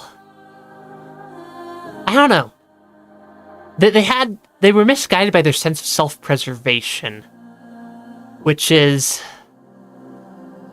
a much harder thing to... Because, like, they were misguided in their sense of self-preservation, wanting to save themselves in the vessel. Even if they knew the heart couldn't carry it anymore, they were still trying. Like, it's antagonistic in a way, but it's not evil. I mean, you can frame almost anything as evil in some lenses and good in other lenses. I think I like that the game didn't make it obviously like, this is good, this is the evil. Because, like, we didn't survive the vessel getting... Well, we didn't survive that ending either. I don't know. The very good game, though. The movement feels... The movement throughout the entirety of MIO has felt very, very good to play. Like, just moving around the world has been very... Moving around the world was very fun. Yeah, evil versus good is not black and white. It is not. There's a lot of gray in the middle there. But, like, movement, very good. Very fun movement. I had a lot of fun just moving around the world throughout the game. The upgrades were very well put together and complemented the game itself very well and complemented each other very well. Combat could have done with a little bit more depth to it. Though it did work surprisingly well given the lack of healing and how relatively simple the combat is, it did still work for the game's purpose. But I think the game's main highlight was its movement system and the different abilities to move around the world. All the different platforming sections we did. As much as I'm terrible at platforming in video games, those were some very fun sections of the game. Since it's not like one giant pile of difficult platforming, it kind of like trickle-fed it throughout the game. And then just threw a giant final challenge of platforming in the Crucible. And then lots of different combat, lots of different boss fights and stuff. The ones that are the most memorable to me is definitely going to be the She fight. Honestly, the Poltergates are one that I just keep remembering. But yeah, like, the combat system doesn't need to have the most depth ever. And, like, it worked with the amount of depth it had. It didn't, like, even Hollow Knight's combat system is arguably not the deepest combat system ever. It might be a bit deeper than this one, but, like, it's still not crazy. But, like, this game had a lot of depth in its... It had enough depth in its combat system for it to not be a burden when you're doing boss fights or facing off against enemies around the world. Because, yeah, I think a lot of this game was the movement system, but also, like, the world design kind of replying to it. Like, the world design's very well put together world design. I really, really like the game's art style. Very, very pretty art style. Looked absolutely gorgeous throughout the entire game. It's one of the only games I've actually bothered to take screenshots of the game while playing. And then the story and lore of the world. It took me, I think, 2/3 of the game before I had any idea what any of the story or the lore of the world actually was, or how it fit together, but I don't mind a slow-to-build story. Because it's very environmental and, like, little snippets you find here and there, which is honestly quite nice. I did like how the story of the game was put together. Yeah, you know, no comments about the game, and you only saw like one stream worth. I mean, I played the entire game. I always use the credits to just talk about the game that I just played. But yeah, this game deserves a lot more recognition than it gets. It's very, very well put together, and it's very unfortunate the game studio got shut down due to MIO not selling as well as it needed to save or to make back its like whole budget and save the studio. Though the studio did buy back themselves from their publisher, from what I heard, and closed it on their own terms, which is still sad because this is one of the better Metroidvanias I've played in a while, and the team definitely has a lot of talent. And I hope that they move on to I hope that the team moves on to other projects, either as a group or separately, that carry at least some of MIO's legacy with them. Because I'd like to see more games in this area. I will scan the QR code. I mean, I record the entire stream, in addition to streaming it. I have a local copy of it. I will do that afterwards. I don't know where it goes. I don't want to just open that up on stream without seeing that, so I don't dox myself, because my browser will dox me if it opens on stream randomly. And also that would open on a completely different computer. This is the promised land that we've spent the entire game hearing about. I mean, the library is a terraforming thing. Is that a human? I think that is a human. I think... Did some of the travelers... At least... we control them, also. Okay, there's more game. It's like a human that we're controlling, a little bit. They are a little bit less good at falling off ledges than a robot is. I mean, I guess this means sort of mission accomplished. This looks a lot more like a planet than a spaceship. So I think we might have actually found the promised... I think we might have actually found the promised land. Also, we just fell through the floor. Yeah, it's a MIO D-make for the GBA that you can play on the website.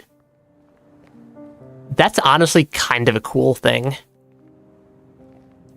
I might have to mess around with that next MIO stream also. Because we still have one of the two... We still have the non-true ending to go get as well. Because we never got that ending. Where are we going? The ending sequence of this game is longer. Yeah. Sorry, not GBA original Game Boy. I mean, that also works. This game really is a very pretty game. I am still constantly blown away by the art style. Oh, that's our mask on the tree. That's very small, but that's our mask and Ati's mask on that tree there. Oh, that's the observatory. That's like the entire observatory there. The eyeball with our masks on the tree. It's a very pretty tree growing out of... It's a very pretty tree growing out of the ocean. The eyeball in the ocean there. Yeah, that's not their mask, that's their body. I suppose that also is true enough, because they are robots. It's their heads. It's their heads. Either way, that is where we, apparently that's where we get to rest forever now that we've found the Promised Land and beaten the game. That was much more of a gut punch of an ending than I expected it to be. Wow. Yeah, that was a very, very good game. This is a very good game. It's hard to make me at a loss for words for how much I liked a game, but I'll put it this way. I'm very glad I actually played the game. In that this one managed to stumble across my feed. So, I think this is going to be where I'm going to call today's stream. I do remember you telling me that it's a special game. And I definitely see why. I do think I'm going to call today's stream here. There will be at least one more MIO stream next week. Because we still have the other ending to get. We are missing some items, and apparently there's an entire Game Boy remake that you can play. Or demake. So definitely going to be at least one more MIO stream next week. Gonna be more MIO the Hollower next week. I still need to eventually beat Ender Magnolia, but every time I put Ender Magnolia on the schedule, I like wake up that day feeling absolutely horrible, and to the point where I can't even get out of bed, and I don't know why that game curses me so much. But hopefully playing that one, and yeah, it's a fun game. Gonna definitely be playing more of it next week. But yeah, thanks for stopping by the stream, everybody. Like, comment, subscribe, so that the YouTube algorithm unbanishes me from the Shadow Realm, or doesn't rebanish me to the Shadow Realm, and yeah, have an absolutely wonderful rest of your day. Bye-bye.